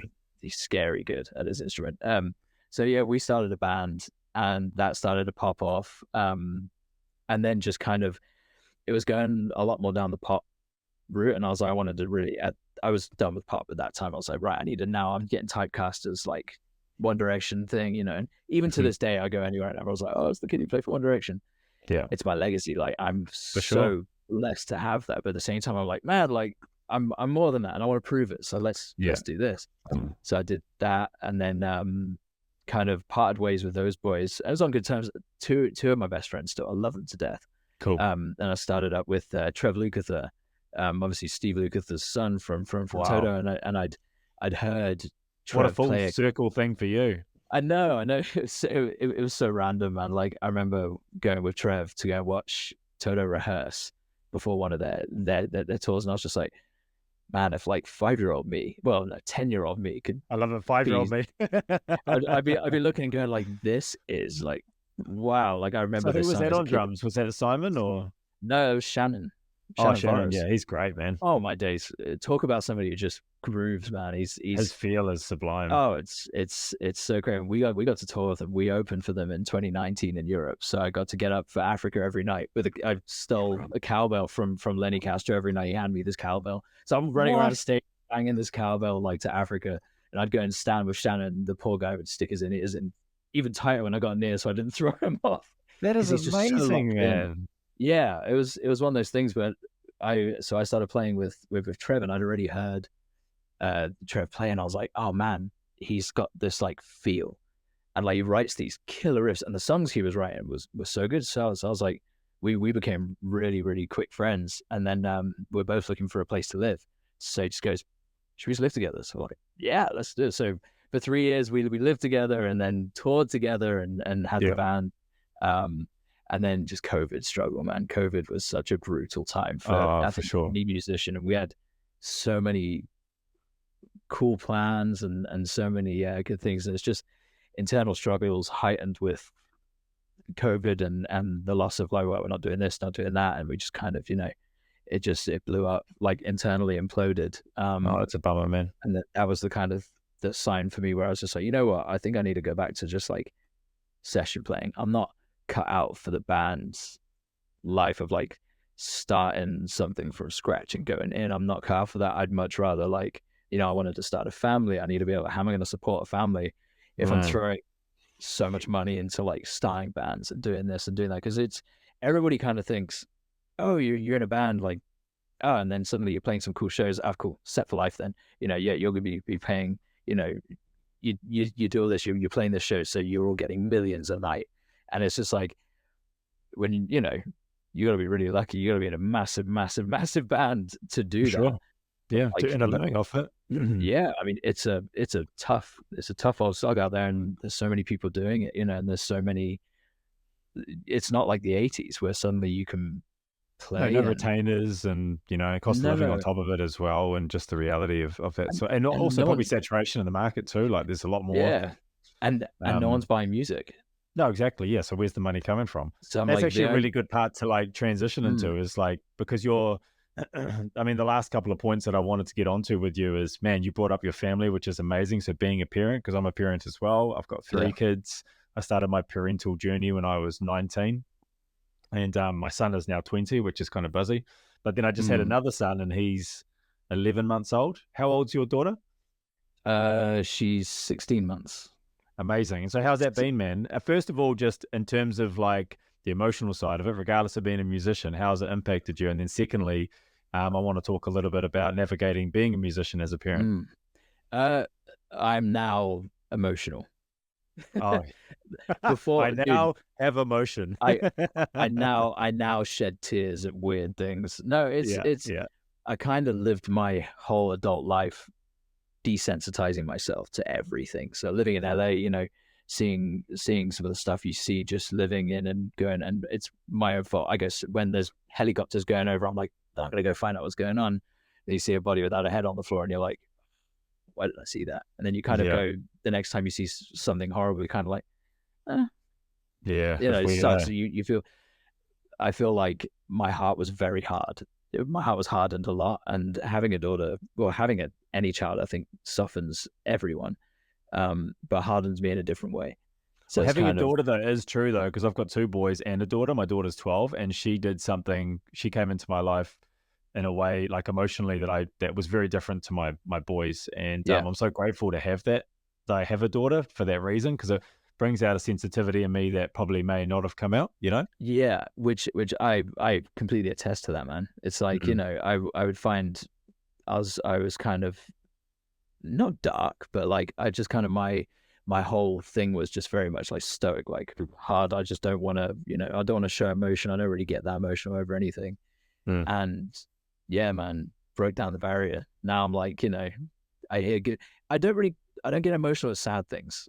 I do when there was a school shooting in Nashville, about 2 miles away from where I was, just before my daughter was born, Mm. and that hit me different to all the other horrendous ones that have happened over the years. And I just went, oh man, like that's somebody's kid, that's Oh man. somebody's daughter, son, whatever. And it hit me in a different way. And I did get, I started to feel different things about all that. I'm not saying I was like this heartless monster that didn't care before, but like it's things that you just kind of put to the back of your mind. You're like, oh man, I hate that. That really sucks. I don't want to think about it because it's horrible.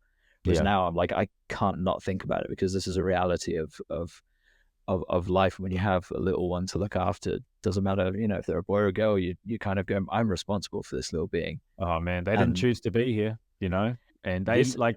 I've noticed going so not to cut you off, but I've noticed going back through it with my son again, just how much he trusts me and my wife. Like we really are, and my daughter as well, because she's in the house too. But they at that age, that all they've got is you, man. That's it. it's and that's terrifying. It is Like absolutely terrifying. it, It hasn't so it hasn't got lost on me even for the third time. It's like it, probably actually maybe I'm more aware of it than what I because when I had my son when I was 19, I think ignorance got me through. okay. And David Attenborough documentaries on animals. That's literally what got me through. But now, I mean, with my boy especially, it's like I just feel such a level of responsibility to make sure that he just feels 100% safe and Yeah. comfortable at all times. And that's it. And it's like it's also like protecting them from the things that are different now than they would have been when maybe I was a kid. Like my parents didn't have to worry about social media. My parents didn't have to worry Oh about man, all this crazy other stuff. Whereas now I'm thinking like, there's a lot of really horrible, really dark things like that. I And I'm just know. kind of thinking, how do you, when Honey's what old enough to go on social media and all that kind of thing, how's it progressing then? My hope is the whole thing's imploded I and know, because we're talking 12. My daughter's 12, and so we're kind of talking about 12 years time for your daughter and my yeah, son, sort of thing. And she's navigating. We're navigating that through with her now, because all of her friends are online, and so it's like She's allowed terrifies me, on man. some level, but we monitor it, and luckily she's just a real level-headed kid anyway. But we don't take that for granted either, and I do keep tabs on it. But it's hard, bro. Like I got my son through it fine. He's 20, Yeah. but it probably was only really coming into being what it is now in his Yeah. mid-teens. You know? I just think it's like the schooling, like, we all have remembrance of schools, like how there's like, you got kids who were popular, you got all this kind of thing, and kids that were poor and kids that weren't, and all these different walks of life and came in, but we kind of didn't, there was no way of like interacting with each other outside of the school unless you go and physically hang out with these people Yeah. or you're in the school or whatever. But it's like the bullying aspect, everybody's been bullied, or most people have been bullied at one point in their life, and it sucks. Mm. Now I feel like kids are getting that on a way worse level because they're getting it, they're at home, they can't escape it, they're on their phones. No. It's like, it's stuff that we never had to think about. And I'm like, No. that's the challenge for me now as a parent, like my thought of the future. And I'm like, I know it's going to be fine, it's going to be great, and you just deal with it. But it's like, as a new parent, I'm constantly on the state of like, I still walk past people when I'm like, when she's walking, holding my hand, and I'm kind of like, I'm not, I've got a big smile on my face, but I'm checking everybody out, going like, you make For one sure, sudden man. move, I'm going to drop kick you straight into that Yeah. river. Like, I Yeah, have but these that's the things level of, of responsibility, though. yeah. And I catch myself just being like, relax. It's cool. Yeah. It's Yeah. gonna get, the But difference is, maybe it's not. So you do have to be aware of that stuff as well. yeah, You know? yeah. And I mean, it's It's a definitely crazy to a world out lesser there. level here in the UK. But like when we're in the States, I'm constantly, it's slightly more on edge. I'm just like, okay, Mm. this place can be really crazy. So Yeah, man, it's it's a funny. scary world. It is, yeah. But Yeah, it's done amazing things to me. I feel like I'm a better human because of that. 100%. yeah, And for my sure. wife will probably tell you the exact same thing. She'll probably be like, "Oh, I like you a lot more now you're a dad." I'm sure. I'm sure. Oh, that's great. And so, like, with the whole being a musician thing as a parent, I know that you play with Seaforth, which is a great project, man. Like, and you guys went to Australia recently, is that right? I see your Yeah, Australia shirt yeah, yeah. I was oh yeah, I forgot I had this one. on. Honestly, I just picked a black shirt and put it on. I didn't even see. Yeah, Aussie representing. Yeah, we Yeah, I lived in Melbourne for like 13 years. oh man, I love Australia. If I could Yeah, it's great. make a living doing what I do in Australia and I can transport my family with me, I'd totally move to Australia, man. It's It's a like, great country, man. it's a really, really good country. And I loved New Zealand when I was there, Yeah. When were you here? 2013, 2014. Oh, yeah, cool. So we did Burn, and we went around a little bit. I loved it. It wasn't busy enough for me. I'd probably love it more No. now because now I'm like, I live in the country now. I don't live anywhere near a city. I'm so Yeah. happy about it because I've lived in cities for a long time. Yeah. So I'd You're in probably a different now, place. yeah, definitely. I love that. And there's a lot of sheep in New Zealand. I love sheep, Yeah, a lot of but shit. Yeah. our rugby teams are like little rival. I'm a big Springboks fan because of my Oh, yeah. family. Okay. So obviously being Yeah. the All Blacks, and we had a good old scrap on the weekend, which was nice. But Yeah. Yeah. Definitely. Yeah. Always but do. oh yeah, always, always, always. Yeah, I've lost my train of thought. But yeah, Australia, amazing. Oh, just Oh, as a sequel. musician. So where are you at now with like, because I suppose the way that I want to kind of finish this up is two parts. One being the Cool. one person business model. So, how does Josh sort of get by? And Yeah, you can go as deep into that as you want, but then also I'm always interested in, I mean, you've been playing since you were 3, so 30 years now. yeah, Sustaining creativity and your love for the craft as well. So the balance between working as a musician and creativity and craft. for sure, for sure. I kind of took this summer as I'm gonna just relax and not tour. I thought I'm gonna take some time off from touring. It's harder being away from my daughter. Mm, At least with my wife, I can pick up the phone and have a chat and yeah. interact, but it's a lot harder to do that with a child. So I've kind of taken a real backseat from touring just for a little bit. I'll probably jump back out towards the end of the year, if not the beginning of next. But I'm really enjoying the downtime. But again, Yeah. I'm like, how I can't just not work. Like, I've got bills to pay. I've got things to do. So I'm like, I've got a baby to provide for, and I don't just want to get by. I want to give her everything I possibly can. So I'm like, I've been kind of struggling with that for a little bit ever since she was born, at the beginning of last year.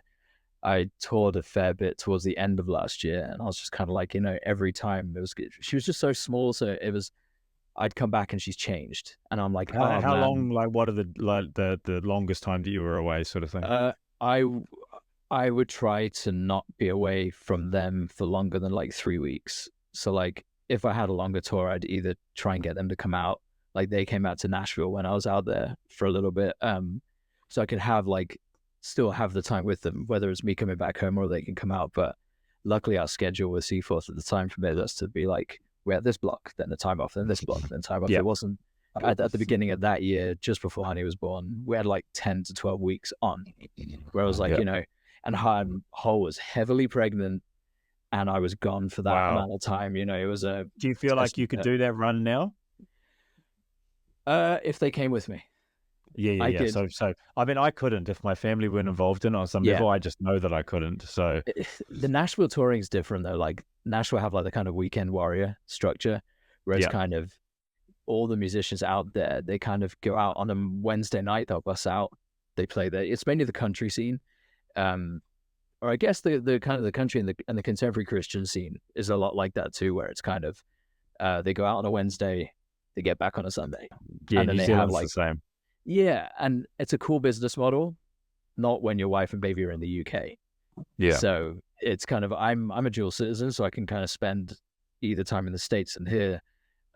Whereas Holly isn't, my wife isn't, and Honey is. So actually, Holly could just stay here, and I'll just take Honey on the road with me for two yeah, months, cool. and it'll be fine. She'd hate it. Uh, Yeah. so yeah, I don't know if I could necessarily do a long tour without a break in between, or I'd Mm. have to be like, right, my family are coming on the road for a week.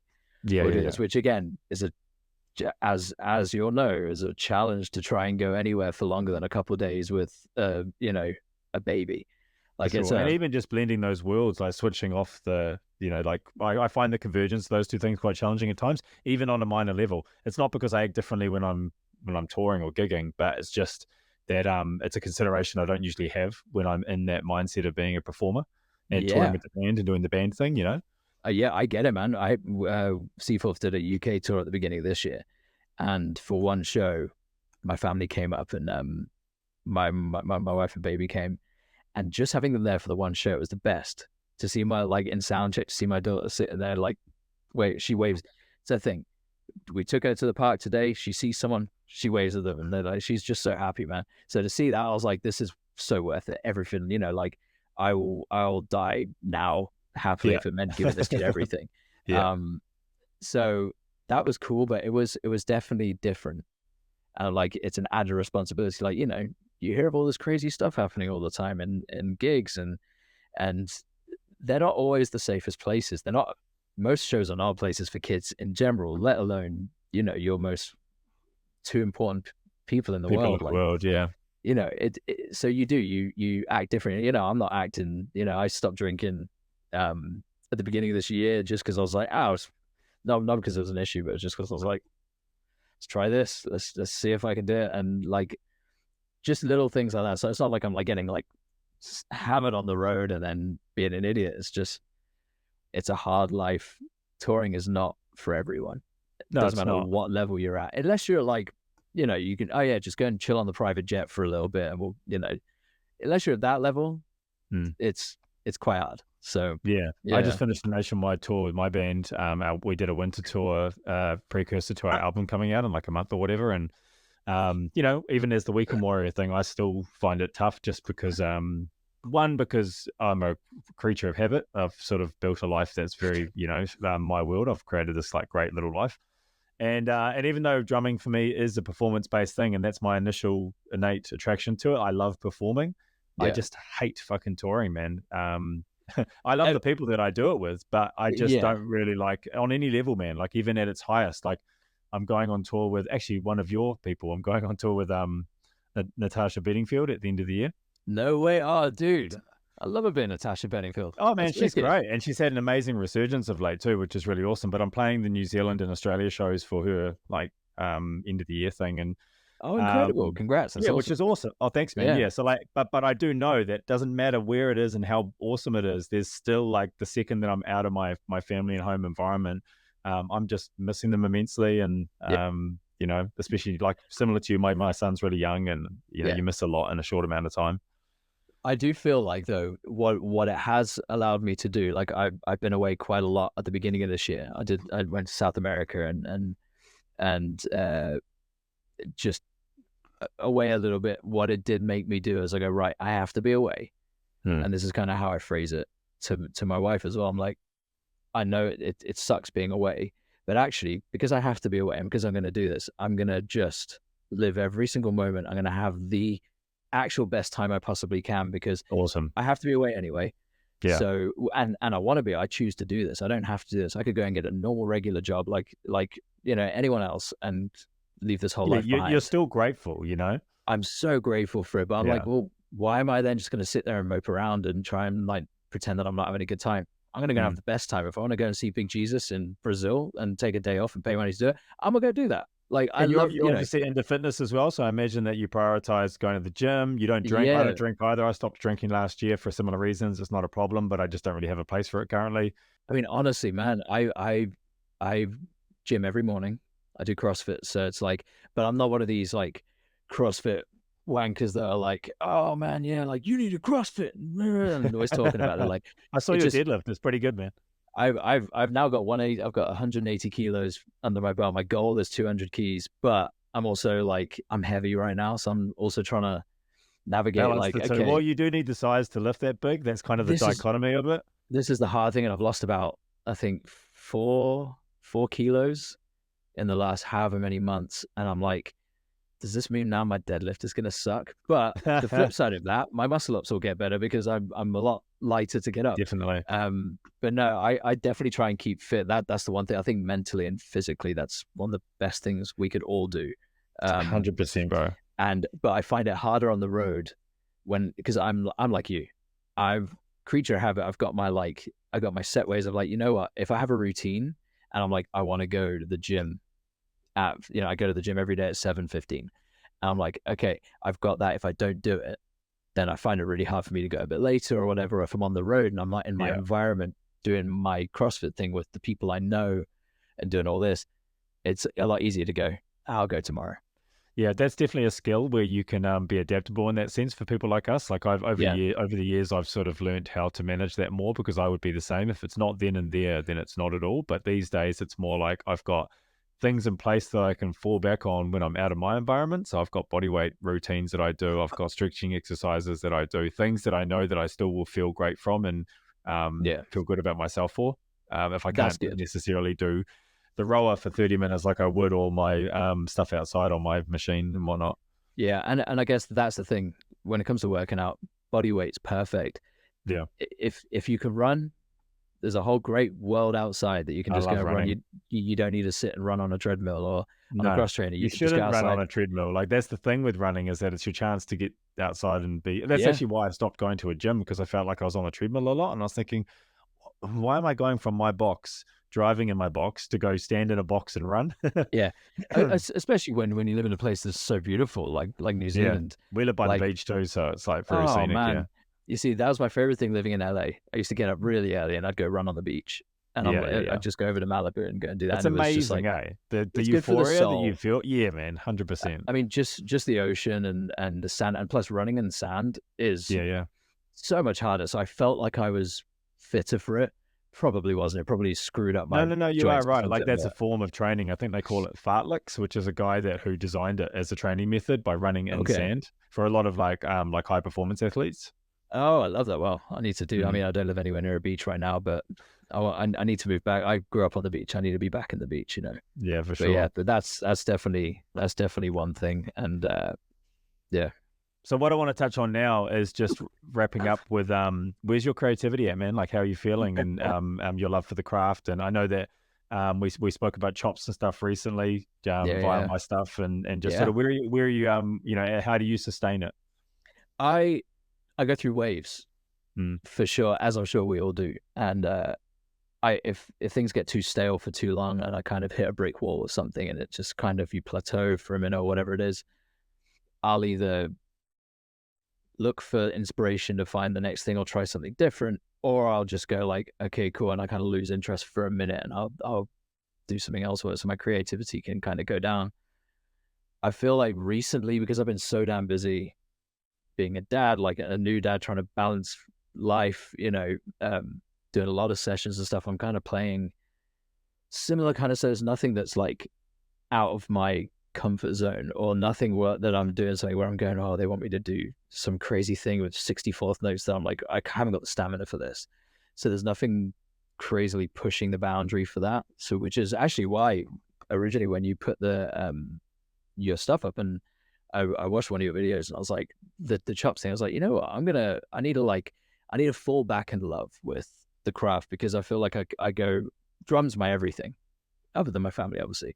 Like drums my like second everything, For sure. and music. And I'm like, why am I getting stale? Why am I falling out of love with it? Why am I a bit jaded from all Hmm. this? And I feel like my experiences over the last decade have heightened me and jaded me at the same time. Yeah. It's a weird thing, but trying to get that balance right has been like a priority for me. So when I saw your stuff, I was just like, okay, cool. Like you're actually like clearly showing inspiration for me when I'm watching the chop stuff. I was like, you know what? I need a I'm not too proud to say, I may have played some really cool places, but I will learn whenever I possibly can from anybody that is doing really cool stuff. So when I saw your courses, I was like, I'm totally getting involved. So I bought a few Oh, of your courses, awesome. man, and I dig it. The Oh, thank you, bro. No, dude, absolutely. It's just I feel like sometimes we all need a little kick up the ass to be like, hey, like stop doing the same old stuff. Let another um train of thought from somebody else who's gone through and done this and say, hey, let me try and inspire you with this. And like this is how I developed my voice and this is how I did it. And it kind of Yeah. makes you go, oh yeah, like it's kind of finding your reason why.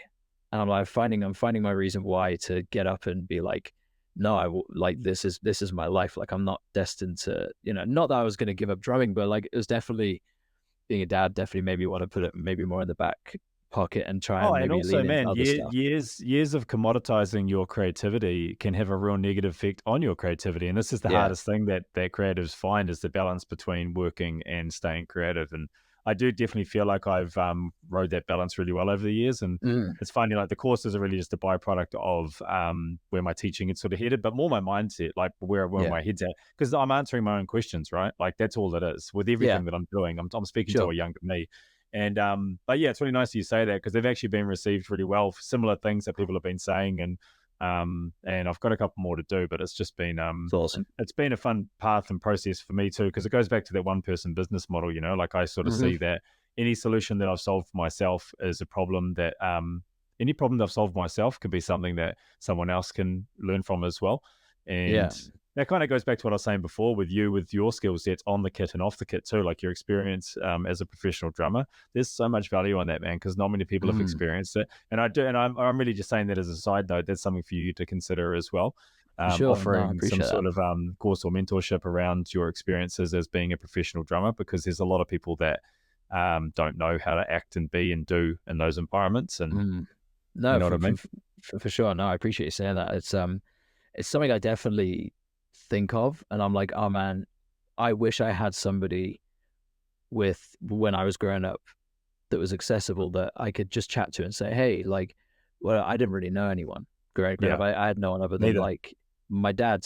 My dad was just like, he was in the industry, he toured for a bit as a singer, but like I always just had, the instilled thing of like just be a good dude, be Mm, humble, turn up on yeah. time, play your ass off, and Yeah, be punctual and be a nice person and and do yeah, the job well. just don't be a dick. But Don't be a whenever I look at anything like that, even just like at clinics, teaching, anything like that, I have such high imposter syndrome, man, with all this stuff.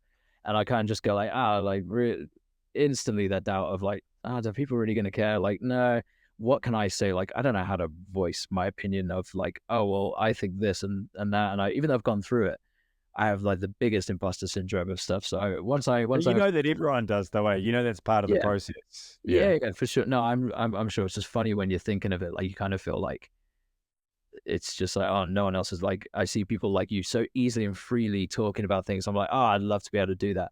In truth, if I just did it, it would probably start flowing more naturally. But Oh, I totally, man. just You're a natural storyteller. Even just in this podcast, I've oh, been I able to just just talk sort too of let much. you. No, you I just, don't. I talk too much. I'll probably no, cut mate. you off 1,000 times on this. Trust me. No. Honestly, I'll send my friends voice notes on WhatsApp, and most of my mate, it'll be like a question they've asked, and I'll answer it within the first thing. But it's a 3 minute voice note, and they just stop. People just stop. They go, "I'm not listening to this anymore. You're just rambling about some random shit." And I'm like, Yeah. so Yeah, yeah, it's that's funny though, like with the with the delivery of information or public speaking, I have found, especially through my clinics and stuff, that it's a practiced thing. You really can't get better at publicly presenting information unless you do it. Like you can't read to get better at it. You can't watch videos to get better at it. I'm sure there's tips and tricks, but to physically put yourself in that situation and present yeah. information to people, it does take a weird amount of time, and then a comfortability. It takes time, you know.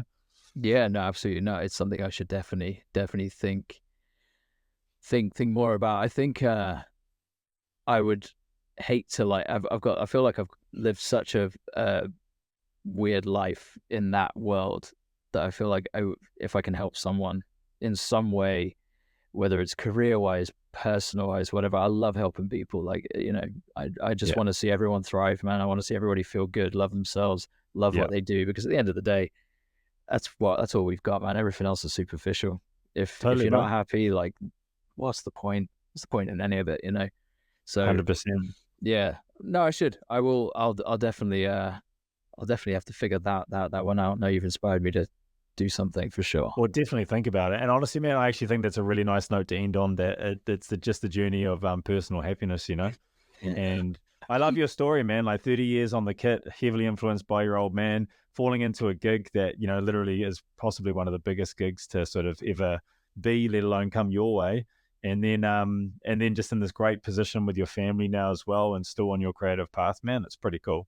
Yeah, man. No, I appreciate it. Thank you. And it's been fun to think back on all those things. There's so much that I just forget, and Yeah. then I'm like, oh yeah, this is how it happened. It's Life kind doesn't of stop, hey, man. Time just passes. the older you get, the quicker it goes. I'm like, my daughter's walking and like Yeah. almost saying words and like doing stuff now, and I'm thinking, you were this big a minute ago, and I know. and then I Bro, look my and I'm like, son is 20 and he's the same bloody height as me. how And have I'm you got like, a? That still blows my mind. Like I'm like, how have you got a 20-year I old? don't know, bro.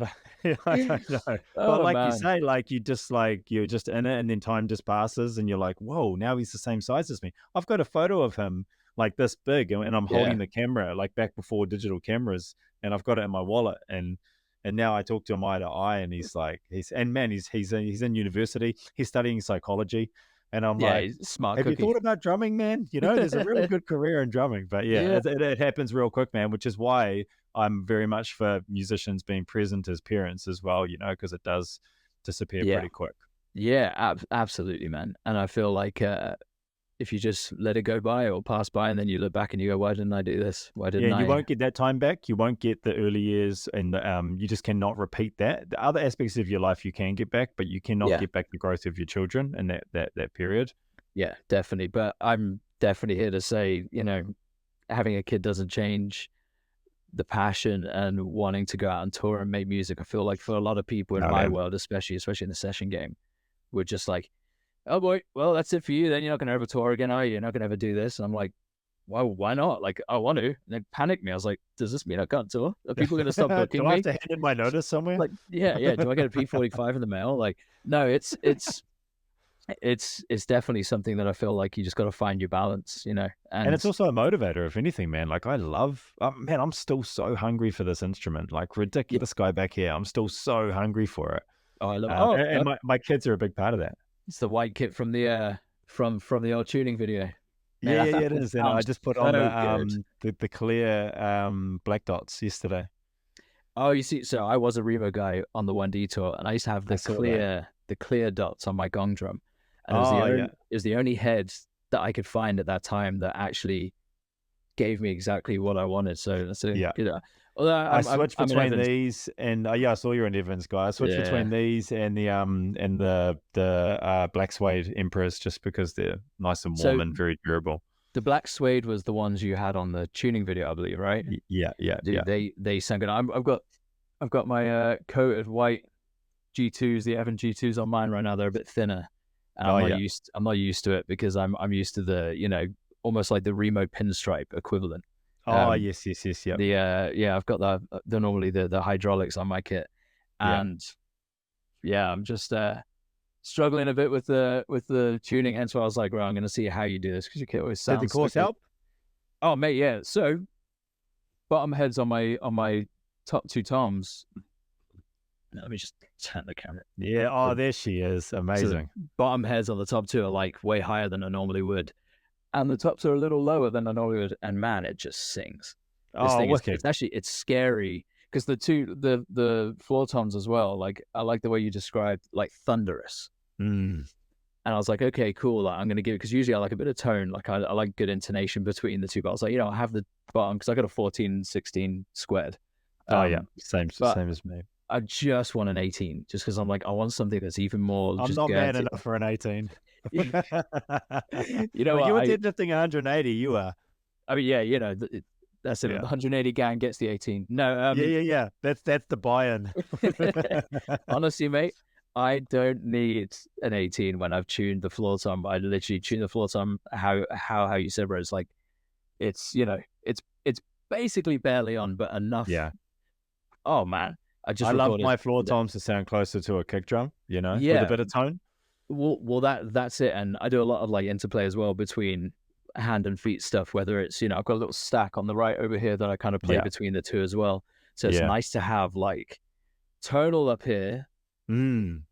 and then kind of like The low and thunder. throaty. Yeah, big time. And honestly, in this track I just tracked today, I'm listening through the toms and I'm just like, oh wow. Because Wicked. they're quite sustainable in the room, but through the mics, people don't understand. It's not always how you hear it in the room. It's No, it's not. how it's Much more being tone picked. comes through on the mics, I notice. Yeah, and I'm like, man, it just they sound good. I'll send you a video of the recording. Definitely do. It sounds great. So no, yeah, dude, it's been good. So I wondered if they were black suedes or not because it's a similar head to the one I've got on now. Yeah, yeah, yeah. Um, Yeah, I uh, love the black smoke. They're my go-to, but I do like, because these are very different, but I love the white vintage vibe, and I do like these because they kind of remind me of you guys like Simon Phillips and that. yeah, yeah, super It's different open. response. Yeah, super open. Yeah, they sound a little bit more, I don't know. I suppose it's the clearness of it, but more acrylic sounding. Yeah, exactly. No, it sounded great. Whatever room mic you're using in that video, by the way, or whatever room you're in. Oh man. Oh yeah, the next room. Yeah, it's Woo. awesome, bro. Like, so my studio's at a live venue here in the area that I live in. So Oh, it's like cool. a 450 capacity venue. There's a music school at the front that I used to teach at.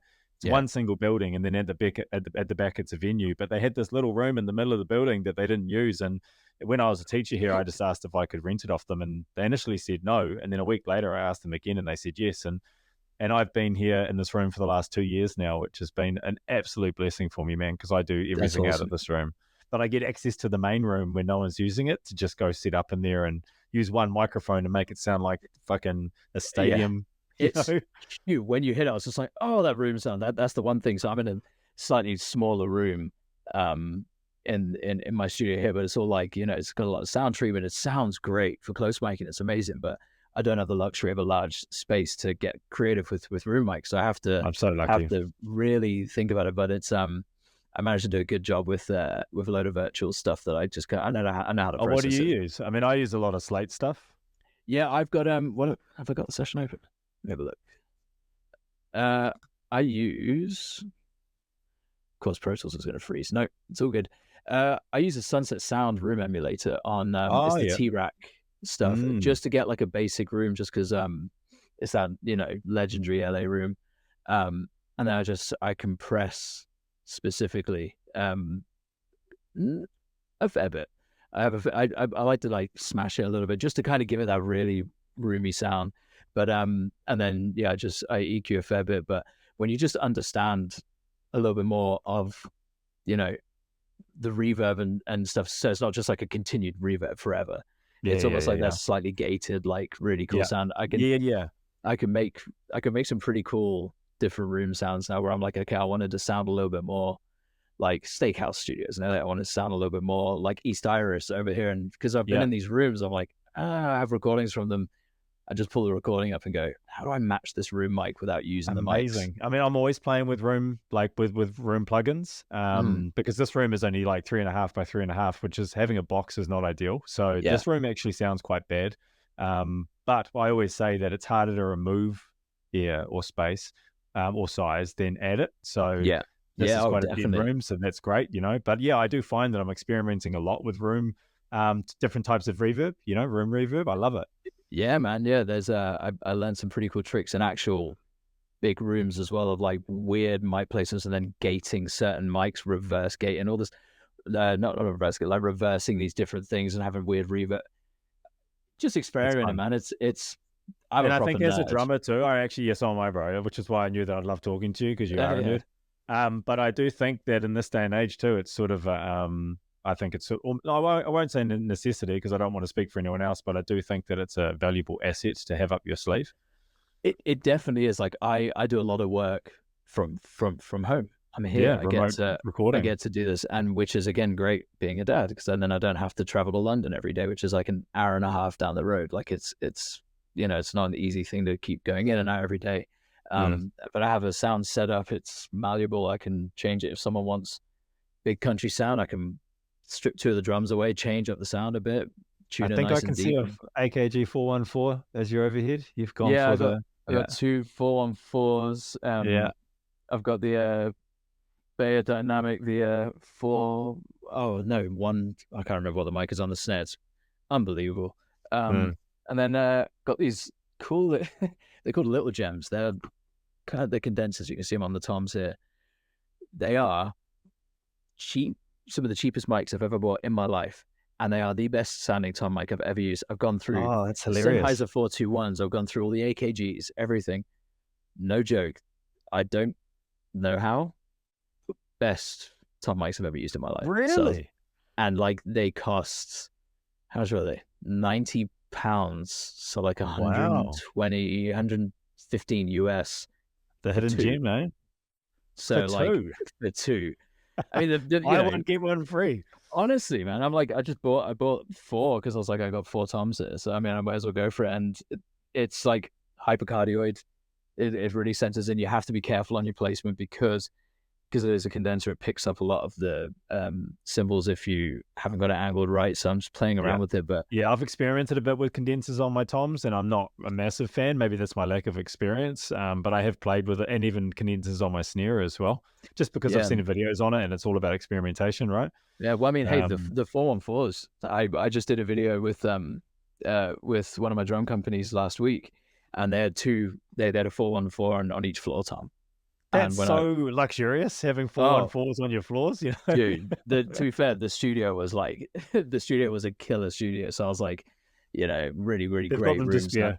They've got a lot to spare. So we Yeah, went in and oh man, I was like, you know what? If I had more 414s, I would 100%. the whole kit, man. I've seen them on snares everywhere, eh? I mean, and their Yeah. room mics, obviously, they are such a great mic. I mean, I've got the these are called 4400s, which I would say is SE's Oh, answer cool. to the 414. They don't sound the same, but they do look the same. They've gone for that aesthetic, but these Yeah. sound a little bit darker.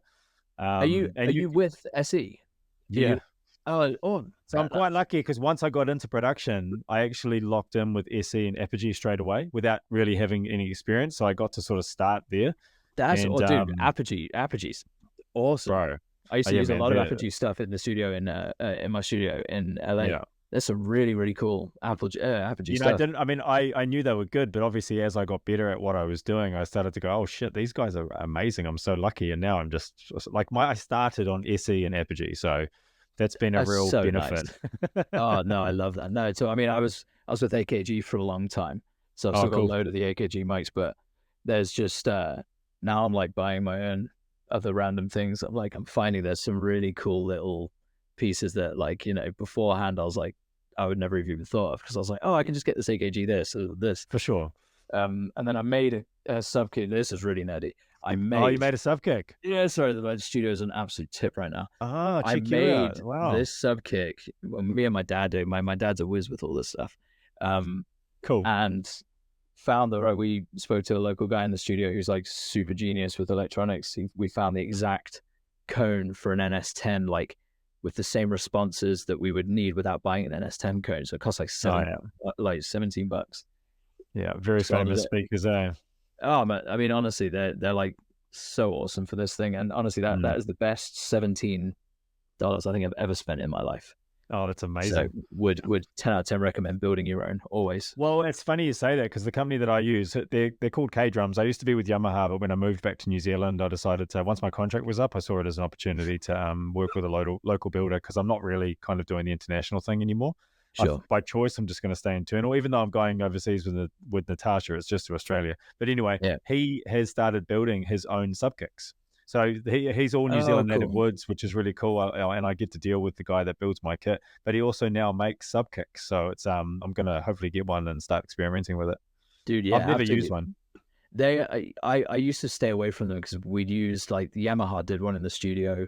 Yeah, the classic We'd one, eh? Yeah, we'd used a few, and I never found one that handled it as low. It always kind of sounded like low mid. It wasn't like subby enough, or if it was like really pronounced on like a specific frequency that I was just like, it's a little too much. Whereas, yeah, when we found out the parameters for this mic, and it's like this is everything you'll need, and it almost has like a natural cutoff, at like four something, maybe 500, like a natural just curve down. So Cool.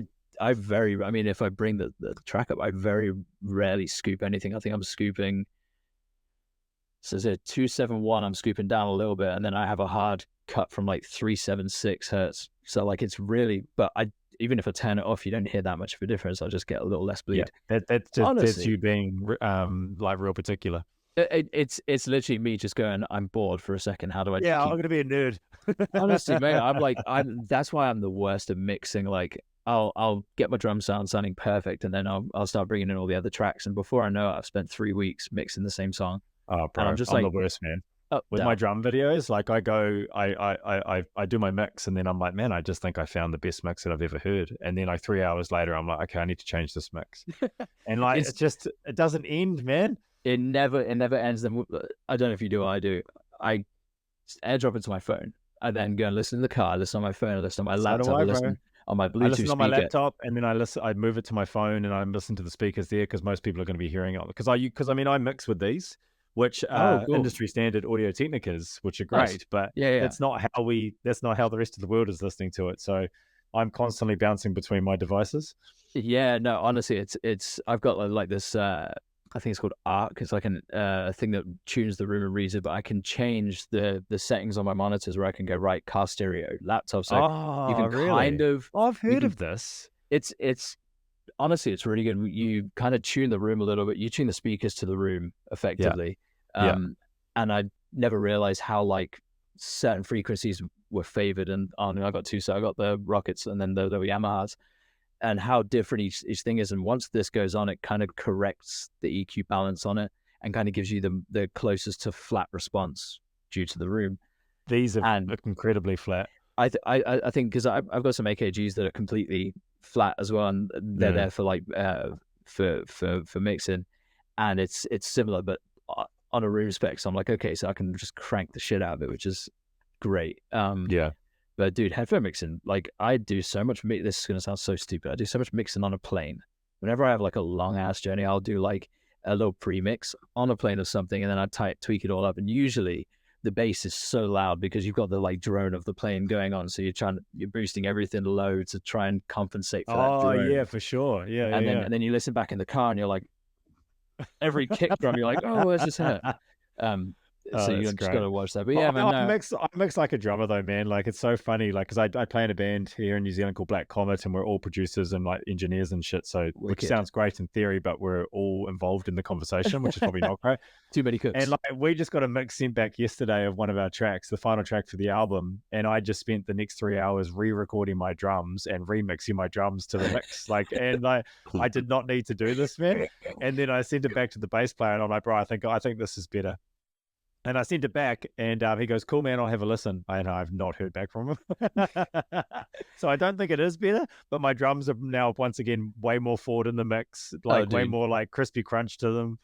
Dude, Uh, all the time, man. I would do mixes for the bands I was in or whatever when we're just doing demos and stuff, and I'd send them over, and you have the guys being like, "Yeah, this is really cool," and then I go, "Nah, I need to tweak this," and I tweak it, and then they come back and they go, "It sounds so bad. What have you done?" what did you do? Yeah, I'm yeah. like, "What?" Yeah, I remember poor Trev Lukather, man. He recorded all these really tasty guitar parts for this one song, and we'd kind of sat there and gone through it all together, and then I spent so much time tweaking the drums that I lost pretty much everything we did with him. So I just kind of sent a thing to the thing, and he goes, "The hell happened? The drums sounded great. The guitars just sounded so flat and boring." I was like, "Oh," Oh, I that's was so like, interesting. "Sorry, Yeah, I sorry." know, like, it's funny, my feedback is only ever like, if I get asked by the boys, "What do I think of this mix?" I'll always go, "Hmm, everything sounds great, but I think the drums need to come up a bit." That's Yes, always my feedback. yeah. It's like, "Hey, man, I can't feel your snare drum in every pore of my body. Maybe Oh, crank it yeah. up a I little know bit that's more." the joke when we play live because my snare is so bitey, man. I call it the skull crusher. The joke is, "Can I get some more snare in my mix?" Dude, Because they don't need it. the C4th guys, man, because we're playing on stages that are like smaller than the festival stages are quite big stages, but whenever we're playing club stages, it's smaller. And poor Mitch, man, Mitch is always dead in front of me to the right. And he just has direct access to my snare and my biggest crash. And the poor dude is literally going like he's on his app trying to turn them. So he goes, "Man, the drums are down, but I can't stop hearing him." He keeps wanting me to get like a big shield. And I'm like, Oh, "No," no I'm fucking not way. getting a shield. I've done those gigs, man, and they are so. I actually, the first one that I ever did with Perspex, I was like, "Oh, this will be cool." It was horrific. I hated it. I felt like I Worst wasn't sound even ever. in it, but just that, like, I wasn't there, man. I Yeah. was in my ears, and then now there's a wall between me and the band, and even the audience, Yeah. and I just felt like I wasn't even there. You're a caged animal now. You're like it's Yes. it's what animals must feel like in SeaWorld. Just people like Yeah. looking Yeah, oddly at the yeah, glass yeah. like, You're an "What the orca, man. hell is that?" Totally. The Yeah. guitarist came around and stood beside me at one point, and I was like, "Oh, that feels nice." But like the second he left, it like went back out the front. I was like, "Oh, You're like, I'm on my own again." "No." Yeah, yeah, yeah. You know what? I Hey, had the drum dots though. Get those oh little yeah. just two of those, keep singers happy. That's all I Do you remember. know, bro, funnily enough, this guy Ben who makes my drums, he's only my age, but he also makes like dot screens as well, like Perspex dot screens just to put in Oh, front of the cymbals. Like I need to find someone here that does that he's in the such a UK. beast, man. Yeah, I yeah, that's should get them because legendary. he actually wants people to sort of become aware of them, and I don't really have a use for them, even though my band would fucking love them if I got them. You should just be like, "Listen, guys, you've all been, you've been nice you've to me today, you've so been I'm gonna amazing. stick some dots up just to help you for a minute." They really Yeah, do work. So yeah, yeah, fair yeah, play, yeah, man. totally. Hey, let's leave it there, brother, because I know Yes. that we're what time is it for you now? Uh. Oh wow, it's 10:41. How's it Oh, 10:41 there you p.m.? go.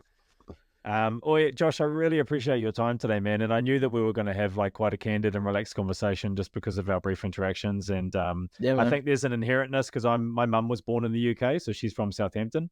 Oh no. Okay, so I'm from Bournemouth, which is like half hour from Southampton. So we're pretty Oh, there much you from the go. same place. Oh, I was going to say yes. I think there's some sort of genetic tie there as well. My nana and auntie still live there too. But yeah, like I just want to say thanks because it's your time that you've given up today for my sake. So I just really appreciate it. And I just Oh, think you've got dude. such a cool story too, man. And it's only part of your story too. You can tell that there's still so much more going on and to come as well. Now, look, I'll be honest. I don't know if you're going to match the level of that gig because I don't know many drummers that ever will match the level of that gig. No, no, I won't say level. I'll say the scale of what it got to, because that is Yeah. just ridiculous, man.